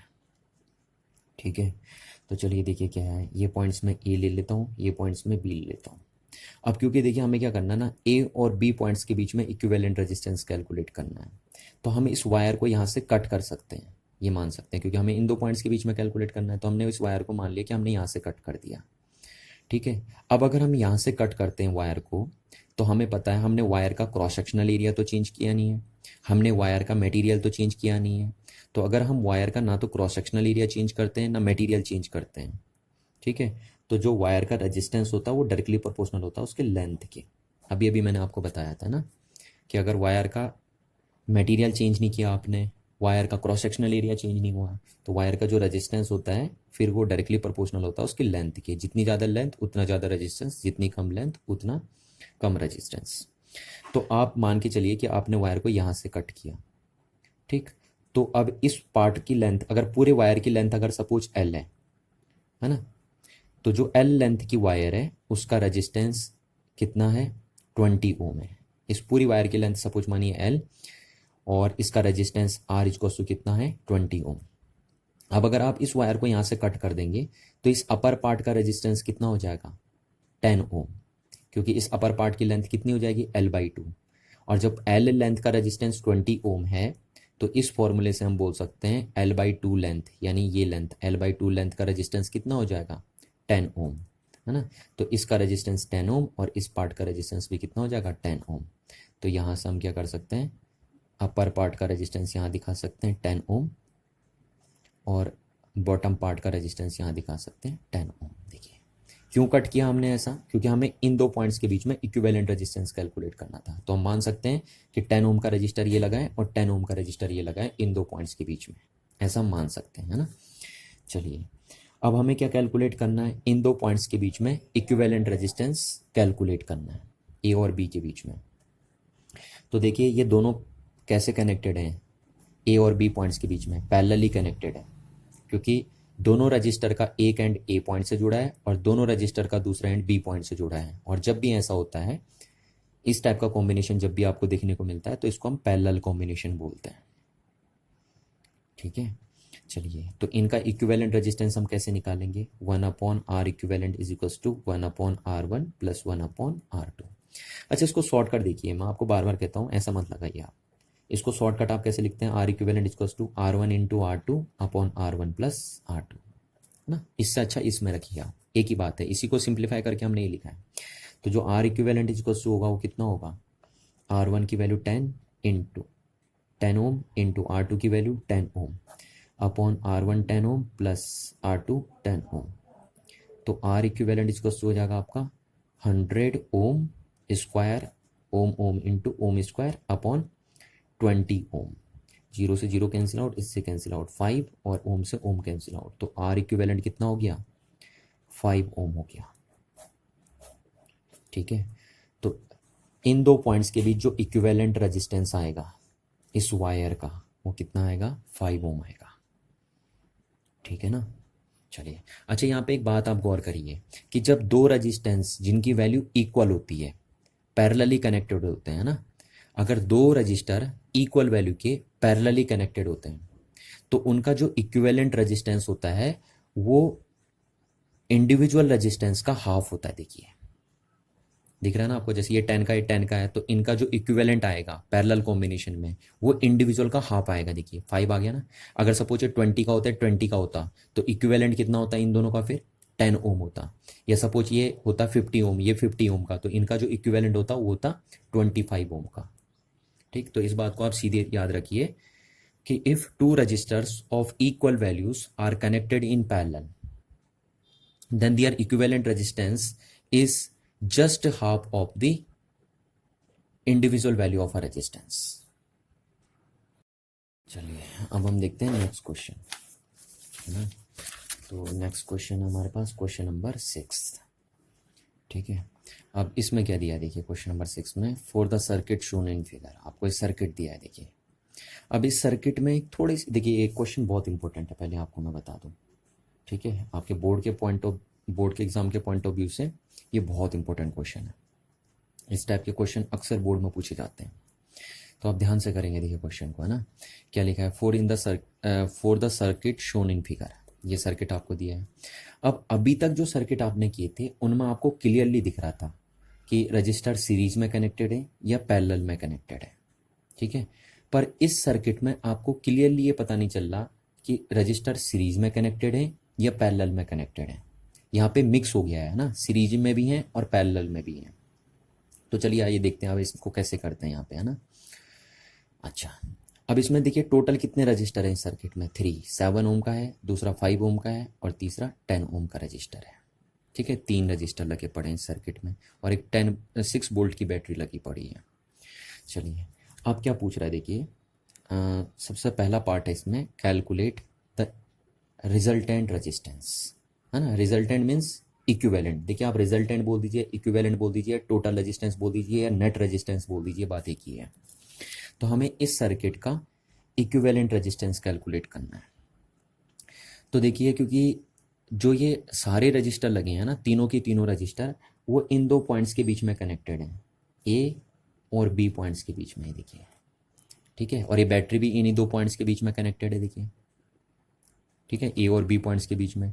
तो क्योंकि सारे रजिस्टर इन दो पॉइंट्स के बीच में कनेक्टेड हैं, तो इन दो पॉइंट्स के बीच में जो इक्विवेलेंट रेजिस्टेंस आएगा वही इस सर्किट का इक्विवेलेंट रेजिस्टेंस बोला जाएगा। आ रही ना बात समझ में। हाँ, तो ये हमें पहले क्या निकालना है, इक्विवेलेंट रेजिस्टेंस। अच्छा यहाँ पे एक बात आप ध्यान रखेंगे कि जब भी अगर आपसे कुछ भी पूछा हो सर्किट में, चाहे करंट पूछी हो, वोल्टेज पूछी हो, रेजिस्टेंस पूछा हो, तो आपको कुछ भी करने से पहले आपको सबसे पहले इक्विवेलेंट रेजिस्टेंस निकाल देना है। इस बात का ध्यान रखना आपको, है ना। चाहे आपसे इक्विवेलेंट रेजिस्टेंस पूछा है या नहीं पूछा है क्वेश्चन में, आप सबसे पहले इक्विवेलेंट रेजिस्टेंस को कैलकुलेट करके रख देंगे, क्योंकि करंट, वोल्टेज ये सब आपको तभी पता चलेंगी जब आपको सर्किट का इक्विवेलेंट रेजिस्टेंस पता होगा। तो यहाँ पे तो चलो बढ़िया दिया है, यहाँ पे तो पहले ही क्वेश्चन में ही दे दिया उसने, इक्विवेलेंट रेजिस्टेंस कैलकुलेट करिए। अगर अदरवाइज नहीं दिया होता तो हम तब भी इक्विवेलेंट रेजिस्टेंस ही सबसे पहले कैलकुलेट करते सर्किट का। तो चलिए आइए देखते हैं पहले सर्किट का इक्विवेलेंट रेजिस्टेंस कैसे कैलकुलेट करेंगे, है ना। तो फर्स्ट पार्ट है देखिए इक्विवेलेंट रेजिस्टेंस। तो अब देखिए क्योंकि इसमें पता क्लियरली नहीं चल रहा कि कौन से रजिस्टर मतलब ए पॉइंट्स और बी पॉइंट्स के ये बीच में ये जो तीनों रजिस्टर लगे हैं ये सीरीज में है या पैरेलल में है, इसका क्लियरली पता नहीं चल रहा। तो हम क्या करते हैं, इसको दो पार्ट्स में करते हैं। देखिए कन्वर्ट, हम एक पॉइंट यहाँ ले लेते हैं सी, ठीक है। अब हम देख रहे हैं कि देखिए जो सी और बी पॉइंट्स के बीच में ये दो रजिस्टर लगे हैं, ये आपस में पैरेलली कनेक्टेड है। इन दो पॉइंट्स के बीच में देखिए सी और बी पॉइंट्स के बीच में, है ना। तो पहले हम इन दोनों का नेट निकालेंगे, ठीक है। पूरा एक साथ नहीं निकालेंगे ए से बी तक। क्यों नहीं निकाल रहे, क्योंकि हमें पता ही नहीं चल रहा कि कौन सीरीज है कौन पैरेलल है ना। तो हम पहले एक पॉइंट ले लेते हैं बीच में सी, और ये पॉइंट हमने ले लिया बी। अब हम देख रहे हैं कि इन दो पॉइंट्स के बीच में ये दोनों रजिस्टर पैरेलली कनेक्टेड है। क्यों ये पैरेलली कनेक्टेड है, क्योंकि दोनों रजिस्टर का एक एंड सी पॉइंट से जुड़ा है और दोनों रजिस्टर का दूसरा एंड बी पॉइंट से जुड़ा है। और जब भी दो रजिस्टर के एक एक एंड एक पॉइंट से जुड़े हों और उन दोनों के दूसरे एंड दूसरे पॉइंट से जुड़े हों तो वो पैरेलली कनेक्टेड होते हैं, है ना। तो ये पैरेलल कॉम्बिनेशन है इन दोनों का। चलिए, तो पहले मैं इन दोनों का इक्विवेलेंट निकाल देता हूँ। तो हम बोलेंगे equivalent resistance of 5 ohm and 10 ohm resistor between point C and B, क्योंकि सी और बी के बीच में लगे ना, दो पॉइंट्स के बीच में। तो इनका जो इक्विवेलेंट रेजिस्टेंस आएगा वो किसके बीच में आएगा, सी और बी के बीच में, ठीक। तो कितना आएगा देखिए, तो आपको पता है ये दोनों पैरेलली कनेक्टेड है, और पैरेलल में इक्विवेलेंट रेजिस्टेंस कैसे निकाला जाता है, equivalent resistance between point C and B is equal to 1/R1 plus 1/R2, ठीक है। इसको हमने R1 मान लिया सब कुछ, और इसको हमने R2 मान लिया है, ये मान लिया। तो ये हो गया हमारे पास। चलिए, अब यहाँ पे से R इक्विवेलेंट बताइए कितना होगा ना, R equivalent between point C and B. तो ये हो जाएगा आपका 1/R1 की वैल्यू कितनी है 5 ओम, प्लस 1/R2 की वैल्यू कितनी है आपके पास 10 ओम। तो आप इसका एलसीएम लीजिए तो आपका आ गया 10 ओम, और ये आ गया आपका 2 + 1 आएगा, तो ये हो गया आपका 3/10 ओम, ठीक। तो यहाँ से आपका R equivalent between point C and B कितना आ जाएगा 10/3 ओम, ये आ गया देखिए आपको। तो फर्स्ट पार्ट का आंसर आपका आ गया इक्विवेलेंट रेजिस्टेंस, नहीं सॉरी, अभी फर्स्ट पार्ट का आंसर नहीं आया अभी, है ना। अभी तो हमने सिर्फ किसका निकाला, सी और बी पॉइंट्स के बीच में इक्विवेलेंट रेजिस्टेंस निकाला है, ठीक है। हमें तो टोटल रेजिस्टेंस निकालना है ना सर्किट का, और टोटल रेजिस्टेंस किसके बीच में आएगा, ए और बी के बीच में आएगा, ना कि सी और बी के बीच में। तो ये तो अभी जो हमने निकाला है वो सिर्फ इन दो पॉइंट्स के बीच का इक्विवेलेंट रेजिस्टेंस आया है, ठीक है। चलिए, अच्छा अब देखिए, क्योंकि इन दोनों का इक्विवेलेंट रेजिस्टेंस ये है, तो इन दोनों रजिस्टर को मैं इस सिंगल रजिस्टर से रिप्लेस कर सकता हूँ, ठीक है। तो अब देखिए मैं इसका मॉडिफाइड सर्किट बनाता हूँ, देखिए कैसे बनेगा।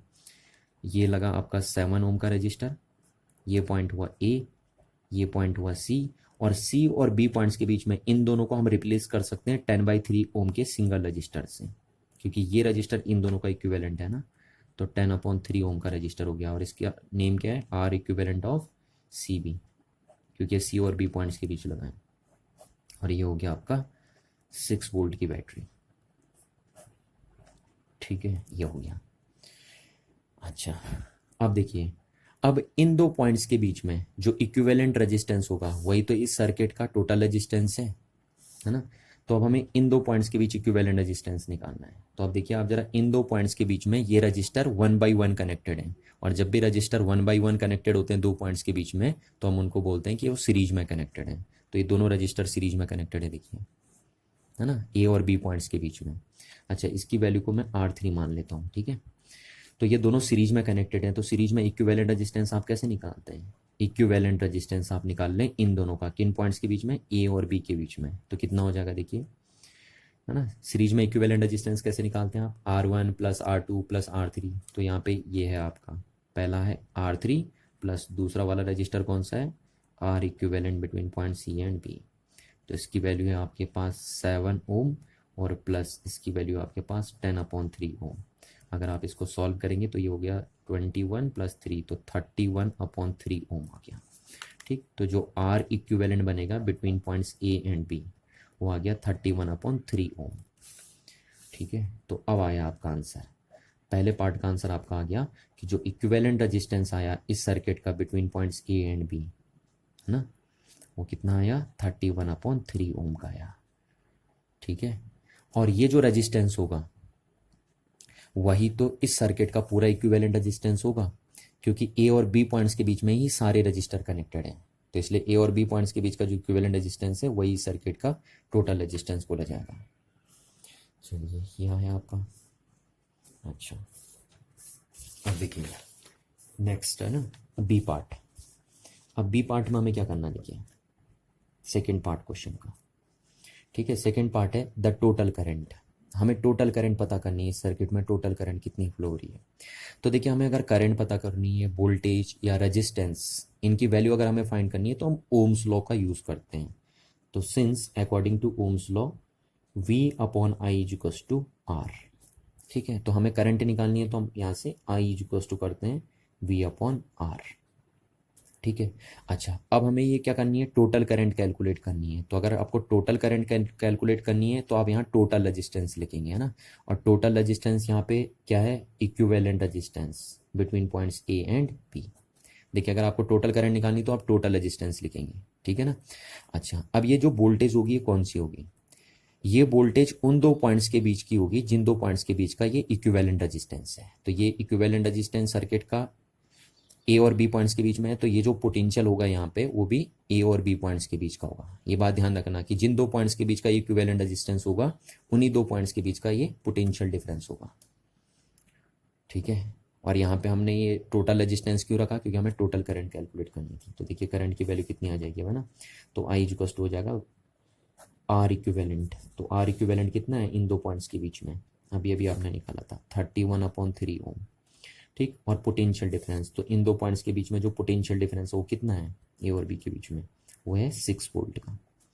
तो यहाँ से गया तो 6 × 3/31, तो ये हो जाएगा आपका वोल्ट अपॉन ओम, है ना। तो 18/31 वोल्ट पर ओम। तो आई इक्वल हो जाएगा 18 को अगर आप 31 से डिवाइड करेंगे तो ये आएगा आपका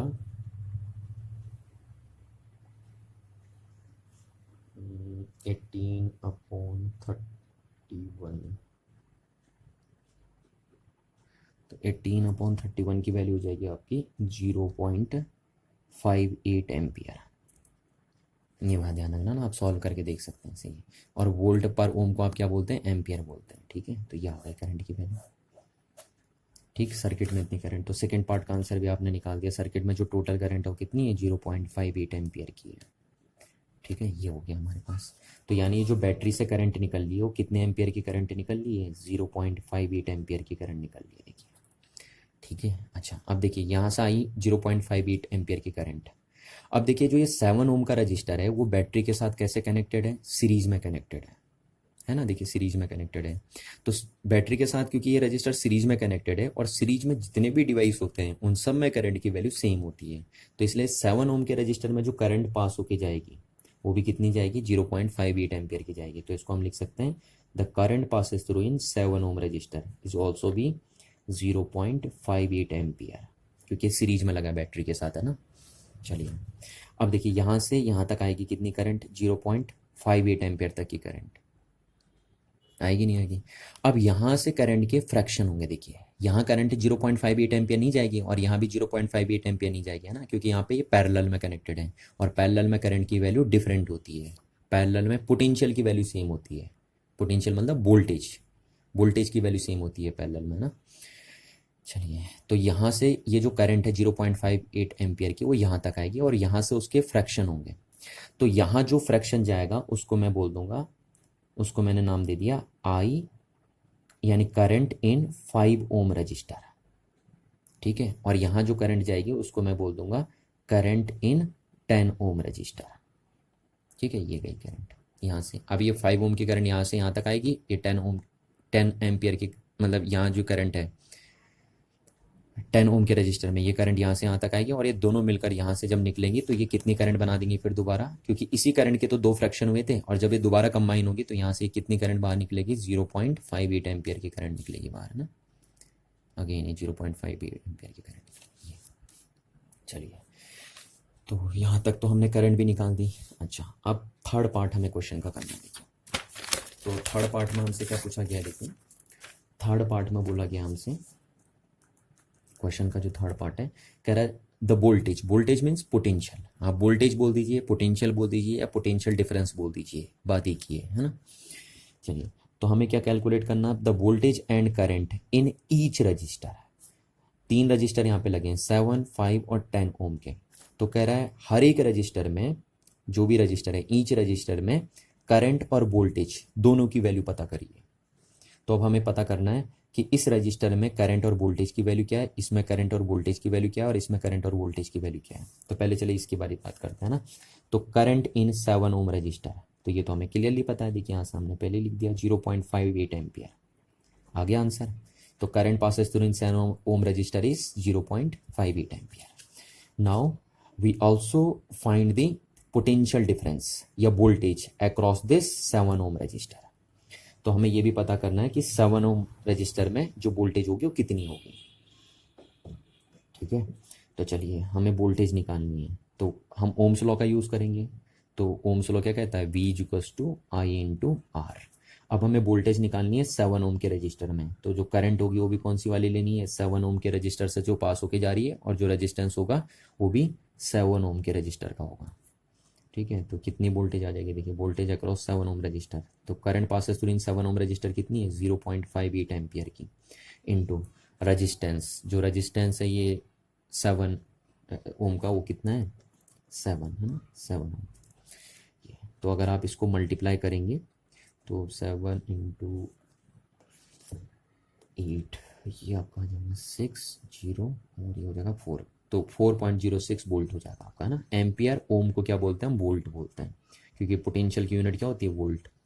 तो ये हो गया, तो ये भी हमें पता चल गया है ना कि जो 7 ओम का रजिस्टर है उसके अक्रॉस जो वोल्टेज है वो कितनी है, 4.06 वोल्ट है। ठीक है ना। तो अगर देखिए हम यहाँ वोल्ट मीटर लगा दें, ठीक है, इसके अक्रॉस जो पोटेंशियल डिफरेंस है, 7 ओम के रजिस्टर के अक्रॉस जो पोटेंशियल डिफरेंस है, अगर हमें उसे मीज़र करना है तो हम वोल्ट मीटर लगा सकते हैं। यहाँ पे देखिए ये लगा दिया मैंने वोल्ट मीटर, क्योंकि 7 ओम का रजिस्टर किन 2 पॉइंट्स के बीच में कनेक्टेड है, ए और सी पॉइंट के बीच में कनेक्टेड है। तो हम ए और सी पॉइंट्स के बीच में एक वोल्ट मीटर लगा सकते हैं, और ये वोल्ट मीटर मीज़र करके बताएगा कि इस 7 ओम के रजिस्टर के अक्रॉस जो पोटेंशियल डिफरेंस है उसकी वैल्यू कितनी है। ठीक है, और ये देखिए वोल्ट मीटर का, क्योंकि बैटरी का प्लस है तो वोल्ट मीटर का प्लस हो गया, और ये बैटरी का माइनस है तो वोल्ट मीटर का माइनस हो गया। और इस वोल्ट मीटर की वैल्यू कितनी आनी है, इसकी वैल्यू आनी है 4.06 वोल्ट। ठीक है, यानी इन 2 पॉइंट्स के बीच का जो पोटेंशियल डिफरेंस है यहाँ से यहाँ तक का 7 ओम के रजिस्टर के अक्रॉस, है ना, जो पोटेंशियल डिफरेंस है वो कितना है 4.06 वोल्ट। ठीक है, यहाँ से यहाँ तक का पोटेंशियल डिफरेंस है। चलिए निकाल दिया आपने। तो आपको ये भी पता चल गया कि 7 ओम के रजिस्टर में कितनी करंट है, और आपको ये भी पता चल गया कि 7 ओम के रजिस्टर के अक्रॉस जो पोटेंशियल डिफरेंस है या जो वोल्टेज है उसकी वैल्यू कितनी है। चलिए अब हमें और क्या पता करना है, अब हमें ये पता करना है कि इसमें जो करंट है और वोल्टेज है वो कितनी है, और इसमें जो करंट है और वोल्टेज है वो कितनी है। ठीक है, तो चलिए और पता करते हैं भैया, है ना। अब हम देखते हैं 5 ओम में, पहले इसमें कैलकुलेट करते हैं। देखिए, तो हमें वोल्टेज निकालनी है, करंट निकालनी है, तो हमें पता है हम ओम्स लॉ का यूज़ करेंगे, V equals to I into R। अगर ये वोल्टेज है 5 ओम के रजिस्टर की, तो ये करंट भी होगी 5 ओम के रजिस्टर की, और ये रेजिस्टेंस भी होगा 5 ओम के रजिस्टर का। ठीक है, अब देखिए ना तो हमें 5 ओम के रजिस्टर में कितनी करंट पास हो रही है, ना तो हमें वो पता है, ना हमें ये पता है कि जो 5 ओम का रजिस्टर है उसके अक्रॉस पोटेंशियल डिफरेंस कितना है, ना हमें ये पता है। तो जब हमें ये भी पता नहीं है, ये भी पता नहीं है, तो फिर मुश्किल है ना बताना। या तो हमें करंट पता होती तो हम वोल्टेज बता देते हैं, वोल्टेज पता होती तो करंट बता देते हैं, बट हमें इस 5 ओम के अक्रॉस कितनी वोल्टेज है हमें वो भी नहीं पता, और इसमें कितनी करंट पास होके जा रही है हमें वो भी नहीं पता है। ठीक है, तो अब हम क्या करें, देखिए तो बड़ा आसान तरीका है। देखिए आप ध्यान से सोचिए, देखिए आपने ए और बी पॉइंट्स के बीच में बैटरी से कितना पोटेंशियल डिफरेंस क्रिएट किया था, 6 वोल्ट का, है ना। 6 वोल्ट की बैटरी लगाई थी ना आपने ए और बी पॉइंट्स के बीच में। अब 6 वोल्ट की बैटरी में से जो 4.6 वोल्ट है वो इस 7 ओम में ड्रॉप हो गई, यानी आप कह सकते हैं कि 6 वोल्ट जो वोल्टेज आपने सप्लाई करी उसमें से 4.06 वोल्ट इस 7 ओम के रजिस्टर में कंज्यूम हो गई। तो बाकी जो रिमेनिंग वोल्टेज होगी वो कहाँ जाएगी, वो इन 2 पॉइंट्स के बीच में होगी या नहीं होगी, इन 2 पॉइंट्स के बीच में ना। तो इन 2 पॉइंट्स के बीच में जो वोल्टेज होगी वो कितनी होगी, देखिए आपने सप्लाई कितना किया था इन 2 पॉइंट्स के बीच में, 6 वोल्ट। 6 वोल्ट में से यहाँ कितनी ड्रॉप हो गई, 4.06 ड्रॉप हो गई। या कंज्यूम हो गई, तो बाकी जो रिमेनिंग बचेगी, रिमेनिंग क्या बचेगी, 6 माइनस 4.06, यानी आपकी बचेगी 1.94 वोल्ट। तो वो वोल्टेज यहाँ चली जाएगी इन दो पॉइंट्स के बीच में, सी और बी पॉइंट्स के बीच में। तो इन दो पॉइंट्स के बीच की जो पोटेंशियल डिफरेंस होगा वो होगा, potential difference between point C and B, वो कितना होगा, वो होगा 1.94 वोल्ट। ये हो जाएगा, देखिए, ठीक है। हाँ, इस बात का आप ध्यान रखेंगे। चलिए अब देखिए, क्योंकि ये रजिस्टर किस पॉइंट्स के बीच में लगा है, सी और बी पॉइंट्स के बीच में कनेक्टेड है। ये रजिस्टर देखिए, इसका एक एंड सी पॉइंट पे कनेक्टेड है, दूसरा एंड बी पॉइंट्स पे कनेक्टेड है, और सी और बी पॉइंट्स के बीच आपको पोटेंशियल डिफरेंस पता चल गया कितना है, 1.94 वोल्ट है। तो इस रजिस्टर के अक्रॉस भी जो पोटेंशियल डिफरेंस होगा वो भी कितना होगा, 1.94 वोल्ट होगा ना, क्योंकि ये रजिस्टर भी इन्हीं दो पॉइंट्स के बीच में लगा है। तो क्योंकि इन दो पॉइंट्स के बीच का पोटेंशियल डिफरेंस 1.94 वोल्ट है, तो इसलिए इस रजिस्टर के अक्रॉस भी जो पोटेंशियल डिफरेंस होगा वो भी 1.94 वोल्ट होगा। ठीक है, तो यहाँ से हम बोल सकते हैं जो पोटेंशियल डिफरेंस होगा across 5 ohm resistor is also भी 1.94 वोल्ट। ठीक है ना, ये हो गया आपके पास। अच्छा, तो आप ये भी बता सकते हैं, देखो, क्योंकि ये दोनों पैरेलल में कनेक्टेड है और पैरेलल में वोल्टेज की वैल्यू क्या होती है, सेम होती है। तो आप मेरे को बता सकते हैं कि जो पोटेंशियल डिफरेंस होगा 10 ओम रजिस्टर के अक्रॉस, वो भी कितना होगा, फिर वो भी 1.94 वोल्ट का होगा, क्योंकि ये रजिस्टर भी इन्हीं दो पॉइंट्स के बीच में कनेक्टेड है और इन दो पॉइंट्स के बीच में पोटेंशियल डिफरेंस कितना है, 1.94 वोल्ट का। तो इसलिए जो इसके अक्रॉस पोटेंशियल डिफरेंस होगा इस 10 ओम के अक्रॉस, वो भी 1.94 वोल्ट का होगा। या आप कह सकते हैं जो वोल्टेज इसमें है वही वोल्टेज इसमें भी होगी। ठीक है, ये हो गया। अब हमें पता करनी है करंट। ठीक है, करंट इन 5 ओम रजिस्टर। तो करंट को कैसे लिखेंगे हम, करंट को लिखते हैं हम वोल्टेज अपॉन रजिस्टेंस। तो क्योंकि करंट कौन सी निकालनी है हमें, 5 ओम के रजिस्टर में, तो जो वोल्टेज होगी वो भी 5 ओम का रजिस्टर में होगी, 5 ओम के रजिस्टर के अक्रॉस होगी, और जो रजिस्टेंस होगा वो भी 5 ओम के रजिस्टेंस का होगा। ठीक है, तो वोल्टेज कितनी है, देखिए 5 ओम के रजिस्टर में जो वोल्टेज है वो कितनी है, वो है 1.94 वोल्ट, और इसका रेजिस्टेंस कितना है, 5 ओम। तो अगर आप इसको सॉल्व करेंगे तो जो करंट आएगी 5 ओम के रजिस्टर में, उसकी वैल्यू हो जाएगी आपके पास 0.33 एम्पियर के अप्रोक्सीमेट में हो जाएगी। देखिए अगर आप इसको सॉल्व करेंगे तो ये आएगा आपका आंसर। ठीक है, अच्छा, अब सिमिलरली मेरे को बताइए जो करंट पासेस थ्रू होगी इन 10 ओम रजिस्टर, उसको कैसे लिखेंगे हम। तो हम लिखेंगे the potential difference across 10 ohm resistor divided by the resistance of 10 ohm resistor. तो the current passes through in 10 ohm resistor is voltage across 10 ohm resistor, तो इसके अक्रॉस वोल्टेज कितनी है, 1.94 वोल्ट, अपॉन इसके अक्रॉस जो रजिस्टर है उसकी value कितनी है, देखिए रेजिस्टेंस की वैल्यू कितनी है 10 ओम के रजिस्टर की, 10 ओम। तो अगर आप इसको सॉल्व करेंगे तो ये कितना आएगा आपका 0.194 एम्पियर। ठीक है, तो जो करंट आई आपकी इन 10 ओम रजिस्टर में वो आ गई 0.194 एम्पियर। ठीक है, अच्छा, और अगर आप देखेंगे कि इस करंट और इस करंट को आप ऐड करेंगे, ठीक है, तो ये इसके बराबर आ जाएगी, देखिए क्योंकि इसी करंट के तो दो फ्रैक्शन हो रहे हैं ना, तो अगर आप इन दोनों करंट को ऐड करेंगे तो ये करंट मिल जाएगी आपको, देखना आप ट्राई करके। तो ये निकाल दिया, देखिए आपने, ये सारे आंसर आ गए आपके। ठीक है, ये देखिए ये सारे आंसर हैं। आपने 7 ओम के रजिस्टर में से कितनी करंट पास होके जा रही है वो कैलकुलेट कर लिया। आपने 7 ओम के रजिस्टर के अक्रॉस जो पोटेंशियल डिफरेंस है वो कितनी है उसको कैलकुलेट कर लिया। आपने 5 ओम के रजिस्टर के अक्रॉस जो पोटेंशियल डिफरेंस है उसको कैलकुलेट कर लिया। आपने 5 ओम के रजिस्टर के अक्रॉस जो करंट है, 5 ओम के रजिस्टर में से जो करंट पास होके जा रही है उसको कैलकुलेट कर लिया।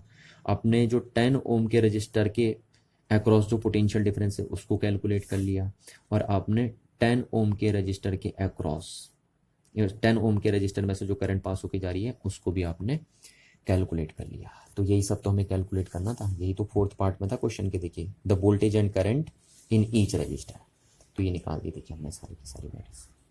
ठीक है, तो काफ़ी अच्छा क्वेश्चन है, आप ध्यान से करेंगे, बिल्कुल फोकस के साथ करेंगे। चलिए अब हम करते हैं हमारा नेक्स्ट क्वेश्चन, है ना।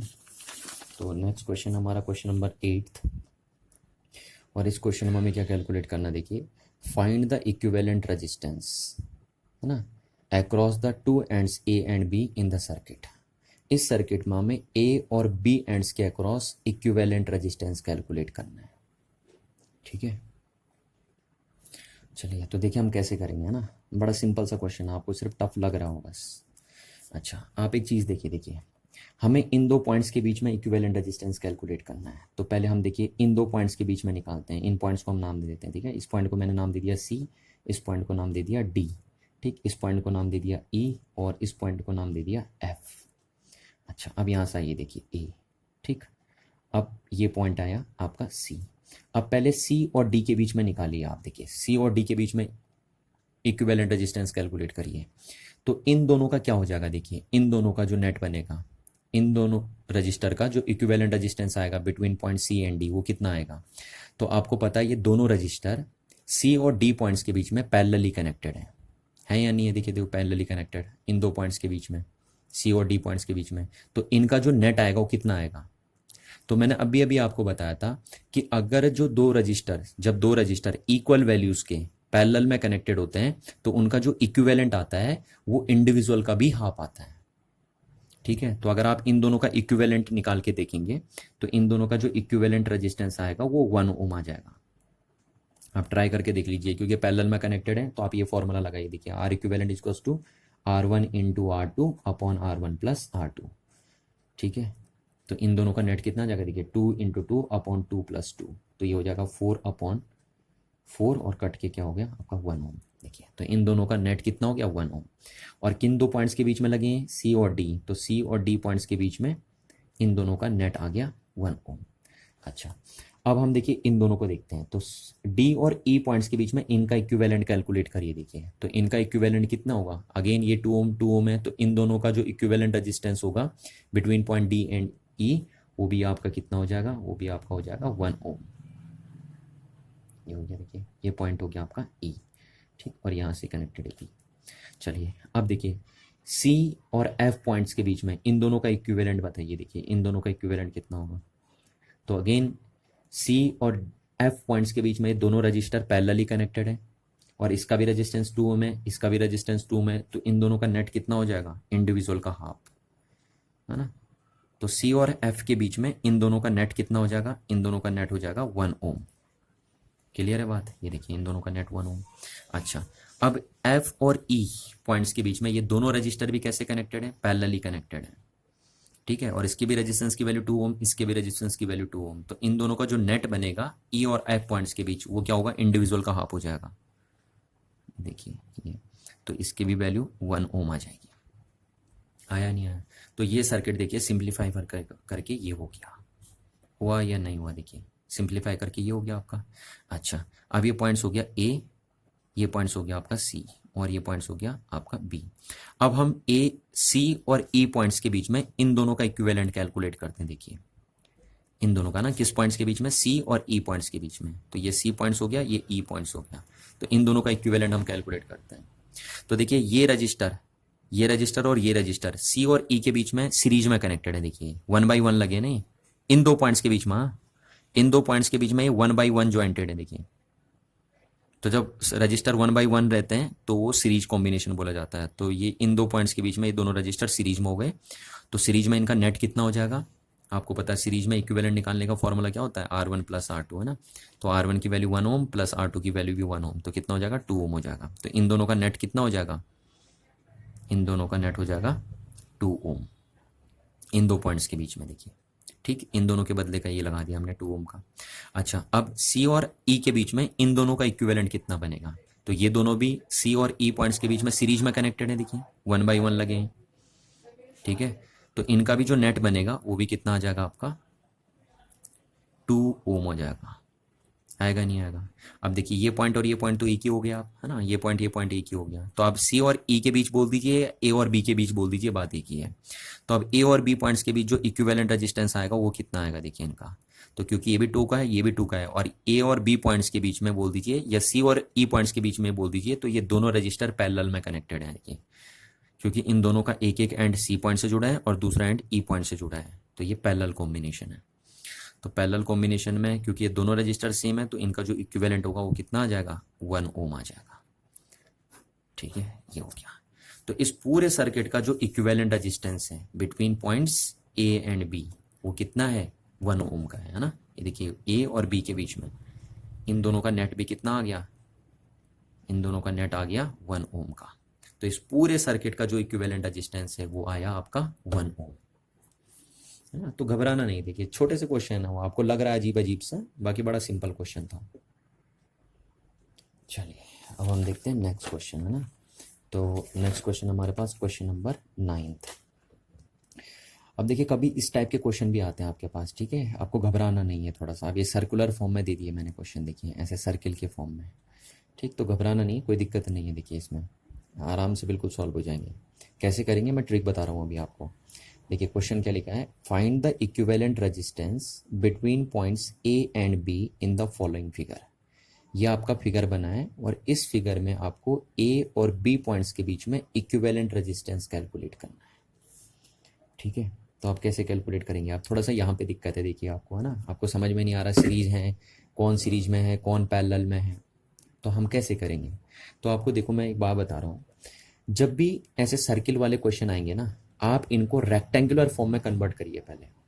जब सर्किल वाले क्वेश्चनों को आप रेक्टेंगुलर फॉर्म में कन्वर्ट कर देंगे तो आपको इजीली पता चल जाएगा कि कौन से रजिस्टर सीरीज में कनेक्टेड है और कौन कौन से रजिस्टर पैरेलल में कनेक्टेड है, ठीक है। तो देखिए हम इसको रेक्टेंगुलर फॉर्म में कैसे कन्वर्ट करते हैं, ठीक है। सबसे पहले तो आप जिन दो पॉइंट्स के बीच में इक्विवेलेंट रेजिस्टेंस कैलकुलेट करना है, पहले उन दो पॉइंट्स को मेंशन कर दीजिए, देखिए ए और बी पॉइंट्स, ठीक है। ये यहाँ ज्वाइंट नहीं है, ध्यान रखना यहीं तक है ये पॉइंट्स, ये गलती मत करना, ये कहीं सोचोगे कि मैंने गलत कर रखा है, ये यहाँ ज्वाइंट मत कर देना आप, यहीं तक है ये पॉइंट, बस वो क्वेश्चन ही ऐसा है ना। कहीं बच्चा बोल दे सर ये यहाँ तक ज्वाइंट होगा, तो नहीं है ऐसा। तो आप सबसे पहले क्या करेंगे, मैंने कहा इस टाइप की प्रॉब्लमों को सॉल्व करने के लिए आप इनको सर्कुलर फॉर्म से आप इनको रेक्टेंगुलर फॉर्म में कन्वर्ट करेंगे, ठीक। तो अब रेक्टेंगुलर फॉर्म में कन्वर्ट करने की ट्रिक क्या देखिए, आप सबसे पहले उन दो पॉइंट्स को नोट कर लेंगे जिन दो पॉइंट्स के बीच में आपको इक्विवेलेंट रेजिस्टेंस कैलकुलेट करना है, ठीक हो गया। अच्छा, अब आपको जहां जहां पे ज्वाइंट दिख रहे हैं देखिए उन पॉइंट्स को नाम दीजिए, कोई अदर पॉइंट्स नाम दे दीजिए, है ना, हमें तो इनके बीच निकालना है। तो जो ज्वाइंट्स दिख रहे हैं आपको वहां पे आप नाम दे दीजिए, देखिए इस पॉइंट का नाम मैंने सी दे दिया, इसका नाम डी दे दिया और इसका नाम ई दे दिया, ठीक है, ऐसे दे देंगे आप नाम। चलिए अच्छा, अब यहाँ से चलिए देखिए आप 6 ए से चलिए आप 6 ओम का रजिस्टर, तो ए से चलिए आप और ऐसे आपको मिला एक 6 ओम का रजिस्टर मिल गया, और आप किस पॉइंट पे पहुंचे, डी पॉइंट पे, ये हो गया आपका डी पॉइंट। अच्छा, अब डी पॉइंट से बी पॉइंट्स के बीच में लगा 1 ओम का रजिस्टर, तो ये लगा दिया आपने 1 ओम का रजिस्टर, हो गया नहीं हो गया, देखिए ऐसे, ये तो ये दोनों हो गए यहाँ पे।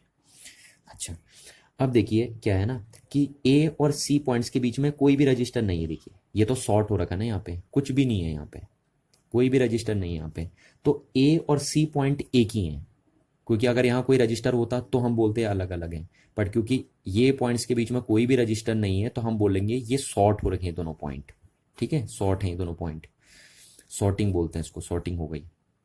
तो ए और सी पॉइंट एक ही हैं, वो दिखने में आपको अलग अलग दिख रहे हैं, दोनों एक जगह ज्वाइंट हो सकते हैं। तो देखो ए बोल दो या सी बोल दो, बात एक ही है। तो सी और डी पॉइंट्स के बीच में एक 6 ओम का रजिस्टर लगा है, तो यहाँ से देखिए डी से चलिए ऐसे, डी से, और सी पॉइंट, सी बोल दो या ए बोल दो, इसको हम सी भी बोल सकते हैं, ठीक है, इस पॉइंट को। तो सी और डी पॉइंट्स के बीच में कितने ओम का रजिस्टर लगा, एक 6 ओम का रजिस्टर, देखिए ये वाला रजिस्टर हो गया यहाँ पे, ठीक है। क्या कह रहा हूँ मैं आपसे, क्योंकि ये पॉइंट्स में यहाँ कोई रजिस्टर नहीं लगा है तो ये दोनों पॉइंट्स एक ही हो गए, तो ये हो गए देखिए पॉइंट सी। अच्छा, अब देखिए आप यहाँ कोई रजिस्टर नहीं लगा है, देख रहे हो आप, यहाँ भी कोई रजिस्टर नहीं है, तो ये दोनों पॉइंट्स भी शॉर्ट हो रखे हैं, यानी ए पॉइंट्स को आप ई पॉइंट्स भी बोल सकते हो, तो ए का नाम मैं ई भी दे सकता हूँ, ई पॉइंट्स भी यहीं पे है, ठीक। तो ए और ई के बीच में कुछ भी नहीं लगा है। अच्छा, अब डी और ई के बीच में 6 ओम का लगा है, तो यहाँ से देखिए डी, यहाँ से ये थोड़ा कट गया, यहाँ पे लिखता हूँ मैं डी, है ना, डी और ई के बीच में, ई यहाँ पे, ई मतलब ए, दोनों एक ही हैं, तो ई और ए के बीच में कितने ओम का रजिस्टर लगा है, 6 ओम का, ये वाला 6 ओम का, देखिए, ठीक। तो ये पॉइंट ए हो गया और ये पॉइंट हो गया बी। अब देखिए आपने इस सर्कुलर प्रॉब्लम को रेक्टेंगुलर फॉर्म में कन्वर्ट कर दिया, करा या नहीं करा। अब आसानी से आप यहाँ से बता सकते हैं देखिए कि कौन से सीरीज में है कौन से पैरेलल में है, क्योंकि सर्किल में बताना थोड़ा टफ होता है, रेक्टेंगुलर फॉर्म में बताना बड़ा आसान होता है कि कौन सीरीज में है कौन पैरेलल में है। अब देखिए पहले हम इन दो पॉइंट्स के बीच देखते हैं, ए और डी पॉइंट्स के बीच में तीनों रजिस्टर पैरेलल में कनेक्टेड है, तो पहले हम इन तीनों का इक्विवेलेंट निकालेंगे ए और डी पॉइंट्स के बीच में। तो हम बोलेंगे जो इक्विवेलेंट रेजिस्टेंस होगा इन तीनों का ए और डी पॉइंट्स के बीच में वो कितना होगा, देखिए equivalent resistance between points A and D, क्योंकि तीनों पैरेलल में कनेक्टेड है तो पैरेलल का फॉर्मूला क्या होता है, 1/R1 plus 1/R2 plus 1/R3। चलो इसको 3 मान लेते हैं, इसको R2 बोल देते हैं और इसको R1 बोल देते हैं और इसको हम R4 बोल देंगे। ठीक है, चलिए ये बन गया। तो ये तीनों रजिस्टर पैरेलल में लगे हैं, इसलिए किन दो पॉइंट्स के बीच में लगे हैं तीनों रजिस्टर पैरेलल में? A और D पॉइंट्स के बीच में। तो इसलिए A और D पॉइंट्स के बीच में जो इनका इक्विवेलेंट रेजिस्टेंस होगा वो ऐसे कैलकुलेट होगा। तो यहाँ से 1/R इक्विवेलेंट इसको कितना हो जाएगा between points A and D? ये हो जाएगा देखिए 1/6 ओम प्लस 1/6 ओम प्लस 1/6 ओम। ठीक है, तो ये हो गया आपका 3/6 ओम। बनेगा नहीं बनेगा? ये 1/R इक्विवेलेंट की वैल्यू है between points A and D। तो यहाँ से हम बोलेंगे कि R equivalent between points A and D कितना हो गया आपके पास? 6/3 ओम, है ना, यानी आपका हो गया 2 ओम। ठीक, तो इन तीनों का जो इक्विवेलेंट रेजिस्टेंस है between points A and D वो है 2 ओम। तो अब मैं इस सर्किट को ऐसे बना सकता हूँ, देखिए ये पॉइंट्स हो गया A और इन तीनों के बदले लगा दूंगा 2 ओम का, क्योंकि इन तीनों का इक्विवेलेंट है ये। तो A और D पॉइंट्स के बीच का है नहीं, तो A और D पॉइंट्स के बीच में, ये देखिए D पॉइंट्स के बीच में मैं इन तीनों के बदले एक लगा दिया 2 ओम का रजिस्टर। ठीक है, और ये बन गया आपका 1 ओम का रजिस्टर यहाँ से, और ये पॉइंट हो गया आपका B। ठीक हो गया। अब देखिए, अब A और B पॉइंट्स के बीच कैलकुलेट करना था ना हमें, A और B पॉइंट्स के बीच में। तो A और B पॉइंट्स के बीच में ये दोनों रजिस्टर 1/1 कनेक्टेड है देखिए, और जब भी रजिस्टर 1/1 कनेक्टेड होते हैं तो वो सीरीज में कनेक्टेड होते हैं। तो इन दो पॉइंट्स के बीच जो इक्विवेलेंट रेजिस्टेंस आएगा between points A and B वो कितना आ जाएगा? देखिए ये क्या हो गया, ये हो गया आपका R equivalent between points A and D, और ये हो गया आपका R4। तो इनका जो इक्विवेलेंट आएगा इन दोनों का between points A and B वो कितना आएगा? R equivalent between points A and D plus R4। Series में ऐसे ही जुड़ते हैं ना रजिस्टर, सीरीज में इक्विवेलेंट रेजिस्टेंस ऐसे ही कैलकुलेट करते हैं। तो R equivalent between points A and B is equal to, इसकी वैल्यू कितनी है 2 ओम प्लस इसकी वैल्यू कितनी है 1 ओम। तो आंसर आ जाएगा आपका 3 ओम। ठीक है ना। तो A और B पॉइंट्स के बीच में इस सर्किट का जो इक्विवेलेंट रेजिस्टेंस है वो कितना है? 3 ओम। चलिए अब हम चलते हैं नेक्स्ट क्वेश्चन में। तो नेक्स्ट क्वेश्चन है हमारे पास क्वेश्चन नंबर 10। अभी तक हमने 9 कर दिया था ना, क्वेश्चन नंबर 10। ये भी देखिए काफ़ी इंपॉर्टेंट क्वेश्चन आपके बोर्ड के पॉइंट ऑफ व्यू से, है ना। और इस क्वेश्चन में बहुत सारे क्वेश्चन कर दूंगा मैं, देखिए इसी एक क्वेश्चन के अंदर मैं 4-5 क्वेश्चन और बना दूंगा। ठीक है, तो पहले आप क्वेश्चन को समझेंगे, देखिए ध्यान से क्या है ये क्वेश्चन। बहुत इंपॉर्टेंट क्वेश्चन है एक बोर्ड के पॉइंट ऑफ व्यू से। देखिए क्या लिखा है, अ वायर ऑफ रेजिस्टेंस 5 ओम। ठीक है, एक वायर है, सपोज कोई वायर मैंने ले ली, इस टाइप से बना दी मैंने वायर। ठीक है, ये है एक वायर, और इस वायर का रेजिस्टेंस बोल रहा हूँ, सपोज मैंने मान लिया रेजिस्टेंस इसका R है और R की वैल्यू 5 ओम है। ठीक है, तो ये कह रहा है a wire of resistance 5 ohm is drawn out. ठीक है, अब आपने इसको क्या कर दिया? ड्रॉन आउट, यानी आपने इसको स्ट्रेच कर दिया है। ठीक है, स्ट्रेच कर दिया, सो दैट, इस तरीके से आपने उसको स्ट्रेच किया है, its length is increase to twice of its original length, twice of its original length. चलिए, तो वो कह रहा है एक वायर थी जिसका रेजिस्टेंस 5 ओम था, अब आपने इस वायर को स्ट्रेच कर दिया। ठीक है, इस वायर को स्ट्रेच कर दिया और इस तरीके से स्ट्रेच किया कि जो इसकी लेंथ है वो क्या हो गई? ट्वाइस हो गई इसकी ओरिजिनल लेंथ की, यानी जो पहले लेंथ थी उसकी डबल हो गई। तो पहले लेंथ में सपोज मान लेता हूँ L थी। ठीक है, पहले ये लेंथ थी शुरू में, जब रेजिस्टेंस इतना था तब लेंथ इतनी थी। अब आपने इसको स्ट्रेच कर दिया, तो जब आप इसको स्ट्रेच करोगे तो वो कह रहा है स्ट्रेच करके आपने इसको डबल कर दिया ओरिजिनल लेंथ के, देखिए पहले का डबल कर दिया। ठीक, तो आपको पता है जब आप वायर को स्ट्रेच करोगे तो पतली हो जाएगी ना वायर, देखिए ये पतली हो गई, देखिए वायर। भैया आप वायर को स्ट्रेच करोगे तो वायर की अगर लेंथ इंक्रीज होगी तो उसका एरिया डिक्रीज नहीं हो जाएगा? तो एरिया ये है ना, तो जो न्यू लेंथ आई स्ट्रेच करने के बाद है ना, ये स्ट्रेच्ड वायर, स्ट्रेच्ड वायर।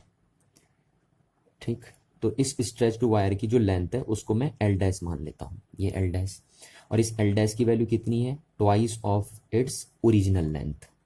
यही तो कह रहा है ना, twice of its original length. तो आपको वायर को स्ट्रेच करके इतना लंबा कर देना है कि जो उसकी न्यू लेंथ बनेगी वो क्या होगी? Twice of its original length होगी। ये हो गया। चलिए, है ना। अब देखिए क्या हुआ ना, इसका सपोज जब वायर आपने स्ट्रेच नहीं करी थी उस टाइम जो इस वायर का क्रॉस सेक्शनल एरिया था उसको मैं A मान के चलता हूँ। ठीक है, ये ए क्रॉस सेक्शनल एरिया था उस टाइम वायर का जब आपने उसको स्ट्रेच नहीं किया था। और स्ट्रेच करने के बाद आपको पता है जब आप वायर की लेंथ इंक्रीज कर दोगे तो ऑटोमेटिकली उसका एरिया क्या हो जाएगा, डिक्रीज हो जाएगा ना। तो उसका क्रॉस सेक्शनल एरिया अब क्या हो जाएगा, कम हो जाएगा, क्योंकि वायर पतली हो जाएगी। तो मैंने माना स्ट्रेच होने के बाद इसका जो क्रॉस सेक्शनल एरिया हुआ वो ए डैश हो गया। ठीक है, तो जो एल है वो ओरिजिनल लेंथ है, ए जो है वो ओरिजिनल क्रॉस सेक्शनल एरिया है, और आर रेजिस्टेंस है। वायर को स्ट्रेच कर रहे हैं हम, तो जो न्यू लेंथ बन रही है वो एल डैश मान लिया हमने, उसकी वैल्यू 2L है, क्वेश्चन में गिवन है।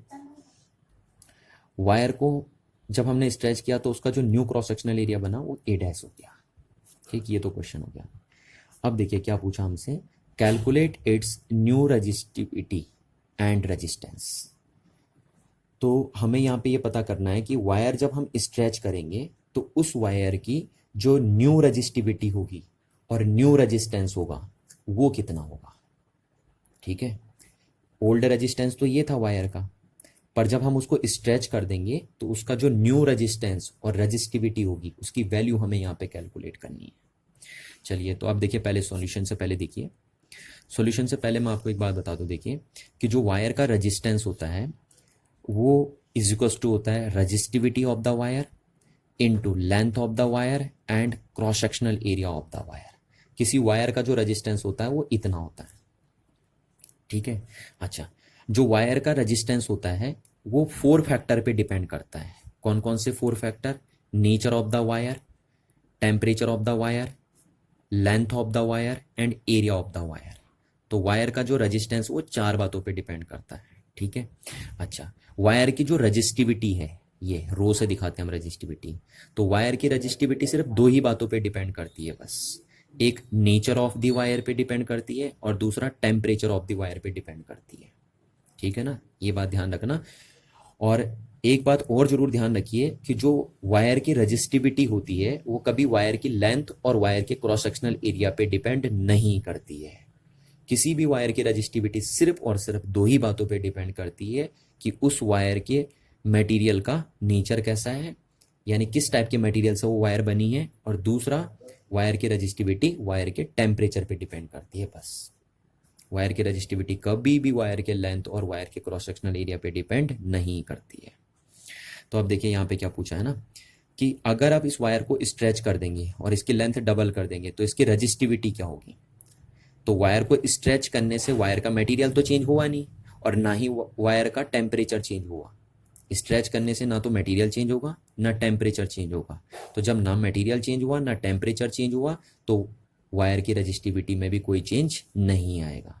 तो यहां से हम बोल सकते हैं there is no changes in the resistivity of the wire. ठीक है, वायर की रजिस्टिविटी में कोई चेंजेस नहीं आएगा, बिकॉज आपने सिर्फ स्ट्रेच करा है ना। तो लेंथ को छोटा बड़ा कर देने से, एरिया को छोटा बड़ा कर देने से रजिस्टिविटी में कोई चेंजेस नहीं आता है, क्योंकि रजिस्टिविटी इन बातों पे डिपेंड करती नहीं है, वो तो nature of material and temperature of the material पे डिपेंड करती है। ठीक है, तो रजिस्टिविटी में तो कोई चेंजेस नहीं आएगा। अब दूसरा क्या बताना हमें, रेजिस्टेंस बताना है। तो देखिए जो रेजिस्टेंस है वो डिपेंड करता है लेंथ और एरिया पे, है ना। लेंथ चेंज होगी, क्रॉस सेक्शनल एरिया चेंज होगा तो वायर का रेजिस्टेंस चेंज होगा। तो जो रेजिस्टेंस है वो चेंज होगा यहाँ पे, वायर को स्ट्रेच करने से वायर का रेजिस्टेंस चेंज हो जाएगा, क्योंकि रेजिस्टेंस लेंथ और क्रॉस सेक्शनल एरिया पे डिपेंड कर रहा है। ठीक है, तो अब देखते हैं, चलिए। तो हम मानते हैं पहले रेजिस्टेंस ये था R और उसकी वैल्यू थी सपोज रो L/A। ठीक है, जब वायर स्ट्रेच नहीं करी थी तो उसका रेजिस्टेंस R माना था हमने। रजिस्टिविटी मान लेते हैं हम रो है वायर की। लेंथ जो है वायर का वो L है जब स्ट्रेच नहीं करी है, और क्रॉस सेक्शनल एरिया कितना है, A है। ठीक है, अच्छा, आफ्टर स्ट्रेचिंग देखिए जब आप स्ट्रेच कर दे रहे हैं तो जो रजिस्टिविटी है वो तो रो ही रहेगी, लेंथ जो हुआ वो L डैश हो गया आपका। ठीक है, अच्छा, जो क्रॉस सेक्शनल एरिया है स्ट्रेच करने के बाद उसको हमने कितना मान लिया, A डैश मान लिया। तो जो रेजिस्टेंस है उसको हम R डैश मान लेते हैं। ठीक है, हम मान के चलते हैं कि स्ट्रेच करने से पहले रेजिस्टेंस ये था, स्ट्रेच करने के बाद जो रेजिस्टेंस होगा वो R डैश हो गया आपका। ठीक हो गया, ये चीज हो गई। अच्छा, अब हमें कैलकुलेट करना है ये वाला रेजिस्टेंस। कि स्ट्रेच करने के बाद उसका जो न्यू रेजिस्टेंस होगा वो कितना होगा, है ना। ये तो हम क्या करते हैं, इस रेजिस्टेंस को इस रेजिस्टेंस के से कंपेयर करके कैलकुलेट करते हैं, ठीक है। यानी जो न्यू रेजिस्टेंस है उसकी कैलकुलेशन ओल्ड रेजिस्टेंस से कंपैरिजन करके कैलकुलेट करते हैं। तो कंपैरिजन करने के लिए हम क्या करेंगे, डिवाइड कर देंगे, ठीक है। तो हम डिवाइड कर देते हैं इन दोनों इक्वेशनों को। देखिए equation number first, equation number second. दोबारा ध्यान से देखिए मैं आपसे क्या बोल रहा हूँ, हमें ये कैलकुलेट करना है न्यू रेजिस्टेंस, यानी जब वायर स्ट्रेच हो जाएगी तो उसके बाद जो उसका रेजिस्टेंस होगा उसे हमें कैलकुलेट करना है। तो इस रेजिस्टेंस को, यानी जो न्यू रेजिस्टेंस बनेगा वायर को, उसको हम कैलकुलेट करेंगे ओल्ड रेजिस्टेंस से कंपैरिजन करके, ठीक। तो कंपैरिजन करके, कंपैरिजन कैसे होता है, कंपैरिजन डिवीजन के थ्रू होता है ना। तो हम इन दोनों को डिवाइड कर देंगे। तो देखिए आर डैश अपॉन आर कर दिया मैंने, ठीक है। क्यों डिवाइड किया, क्योंकि हम न्यू रेजिस्टेंस को ओल्ड रेजिस्टेंस से कंपैरिजन करके कैलकुलेट करेंगे। तो चलिए rho L dash upon A dash, ठीक है। ये तो आर डैश की वैल्यू हमने रख दी, आर की वैल्यू क्या आ गई, रो एल अपॉन ए। अच्छा रो से रो कैंसिल आउट हो गया, तो आर डैश अपॉन आर इसको सो कितना हो गया आपके पास, एल डैश इंटू, ये ऊपर चले जाएगा ए अपॉन एल इंटू, और ये नीचे आ जाएगा ए डैश, ठीक है। अच्छा आर डैश अपॉन आर कितना हो जाएगा अब आपका, देखिए एल डैश की वैल्यू कितनी दी है, 2l, ये दिया ना क्वेश्चन में, देखिए upon L into A upon A dash, L से एल कैंसिल आउट हो गया, तो आर डैश की वैल्यू आ गई आपके पास 2 into A upon A dash, और ये आर उधर चले जाएगा, आर आया या नहीं आया इतना, ठीक है, ये आ गया देखिए। अच्छा अब हमारे पास ये यहाँ पे गिवन नहीं है, देखिए ए अपॉन ए डैश की वैल्यू हमें गिवन नहीं है, तो इसको कैसे कैलकुलेट करेंगे हम, देखिए इसको कैलकुलेट करने के लिए देखिए ट्रिक क्या है यहाँ पे, कि वॉल्यूम जो होगा वायर का, volume of wire before stretching, before stretching is equal to होगा volume of wire, volume of wire after stretching, after stretching.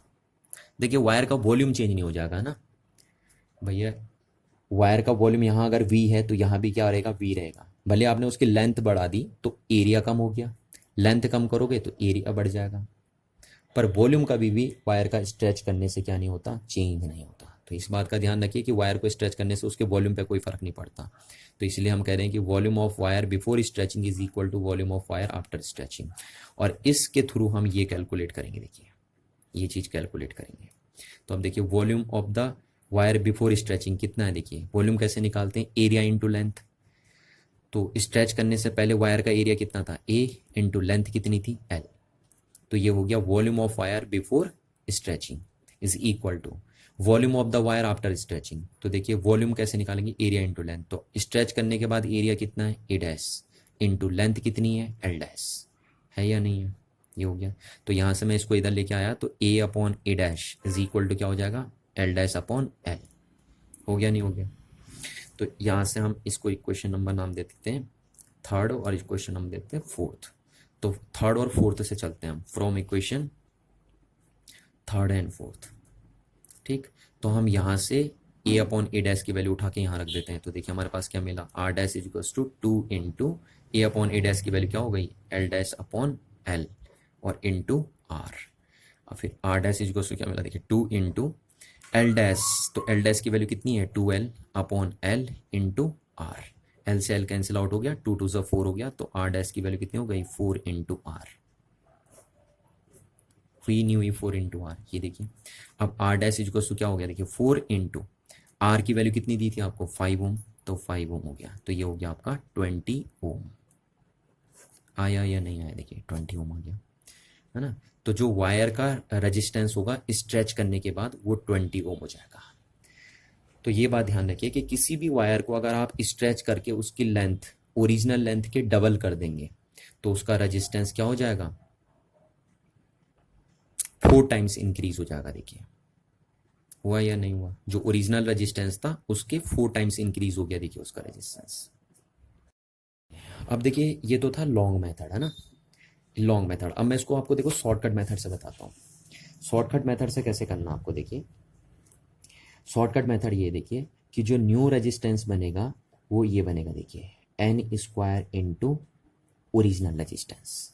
ये बात ध्यान रखना, ये जो मैं बता रहा हूँ ना, ये शॉर्टकट ट्रिक है इस टाइप के क्वेश्चनों को सॉल्व करने के लिए। जो इस टाइप के क्वेश्चन आएंगे ना, इस टाइप के क्वेश्चनों को सॉल्व करने के लिए शॉर्टकट ट्रिक है। इतना लंबा नहीं करना पड़ेगा आपको। देखिए ये है ना, इसमें मैं लिख देता हूँ, ये क्या है, न्यू रेजिस्टेंस, न्यू रेजिस्टेंस, ठीक है, is equal to N square into, ये क्या है, ओरिजिनल रेजिस्टेंस, ओरिजिनल रेजिस्टेंस, ठीक है। ये बन गया देखिए फॉर्मूला। इस टाइप के क्वेश्चनों को सॉल्व करने के लिए है सिर्फ ये ट्रिक बस,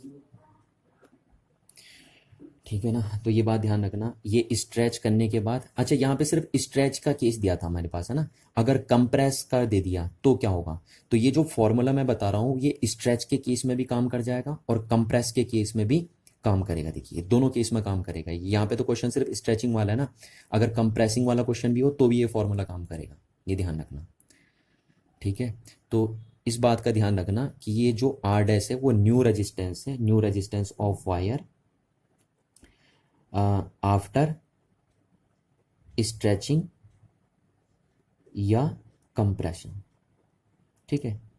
कंप्रेस करने के बाद का या स्ट्रेच करने के बाद का रेजिस्टेंस है ये आर डैश, और ये आर क्या है, ओरिजिनल रेजिस्टेंस बिफोर स्ट्रेचिंग या कंप्रेशन। दोनों केस में काम करेगा कह रहा हूँ फॉर्मूला, कंप्रेशन के केस में भी और स्ट्रेचिंग के केस में भी। अच्छा अब जो एन है वो क्या है, देखिए एन जो है वो है new length upon original length, original length. ये बात ध्यान रखना कि जो यहाँ पे एन है वो ये है new length upon original length, यानी आपका न्यू लेंथ जिसको हम एल डैश नाम दे रहे हैं और अपॉन ओरिजिनल लेंथ जिसको हम एल नाम दे रहे हैं, ये हो गया, ठीक। तो हम ऐसे बोल सकते हैं कि जो आर डैश आया वो कितना आया, एल डैश अपॉन एल का स्क्वायर इंटू आर, ये आ गया, ठीक है। अब देखिए ये बना शॉर्टकट ट्रिक, ठीक है। ये शॉर्टकट फॉर्मूला अगर आपको याद रहता है तो आप इस टाइप के क्वेश्चन को बिल्कुल चुटकियों में सॉल्व कर सकते हैं। देखिए कैसे, देखिए है ना, जैसे यहाँ पे देखो क्या है, a wire of resistance 5 ohm, तो आप क्या करेंगे, सिर्फ यहाँ पे रख देंगे 5 ओम, ठीक हो गया। A wire of resistance 5 ohm is drawn out, यानी stretch out, so that its length is increased to twice of its original length, यानी जो उसकी न्यू लेंथ है, ठीक है, वो ओरिजिनल लेंथ के ट्वाइस है। तो इसका मीनिंग यहाँ पे क्या हो गया, ये 2L हो गया और ये L हो गया, और इसका क्या कर देना, स्क्वायर हो गया। देन फाइंड इट्स या then calculate its new resistance, तो इसका न्यू रेजिस्टेंस ही हो गया। तब आप यहाँ से सीधे देखिए शॉर्टकट कितना आया, न्यू रेजिस्टेंस, एल से एल कैंसिल आउट हो गया, 2 का स्क्वायर कितना हो गया, 4 इंटू 5 ओम, तो यानी आर डैश कितना आ गया, 20 ओम, ये आ गया देखिए सीधी सीधी, है ना। तो इस टाइप से देखिए क्वेश्चन करना बड़ा आसान हो जाता है। जैसे ये ऐसे दे दूं मैं, देखो क्वेश्चन आपको कि a wire of resistance 5 ohm is drawn out so that its length is increase to, यहाँ पे मैंने ट्वाइस के सामने क्या कर दिया, थ्राइस, ठीक है, thrice of its original length, then calculate its new resistance. तो अब आप कैसे करेंगे, देखिए तो आप लिखेंगे new resistance is equal to new length upon original length का whole square into old resistance. तो देखिए ओल्ड रेजिस्टेंस कितना दिया है, 5 ओम, ठीक है। अब आपने जो न्यू लेंथ बनाई है वो कितनी बनाई है, thrice of its original length, तो जो न्यू लेंथ बनेगी वो बनेगी थ्राइस ऑफ ओरिजिनल लेंथ, ये देखिए ये हो गया अपॉन एल और इसका whole square into R dash. तो R dash is equal to क्या हो जाएगा, एल एल कैंसिल आउट हो गया, 3 का स्क्वायर हो गया 9 इंटू 5 ओम, तो R dash is equal to कितना हो जाएगा, ये हो जाएगा 45 ओम। तो आगे नहीं आगे देखो बिल्कुल सेकंड में क्वेश्चन सॉल्व हो रहे हैं, क्या बस आपको ये फॉर्मूला याद रखना है, ठीक है।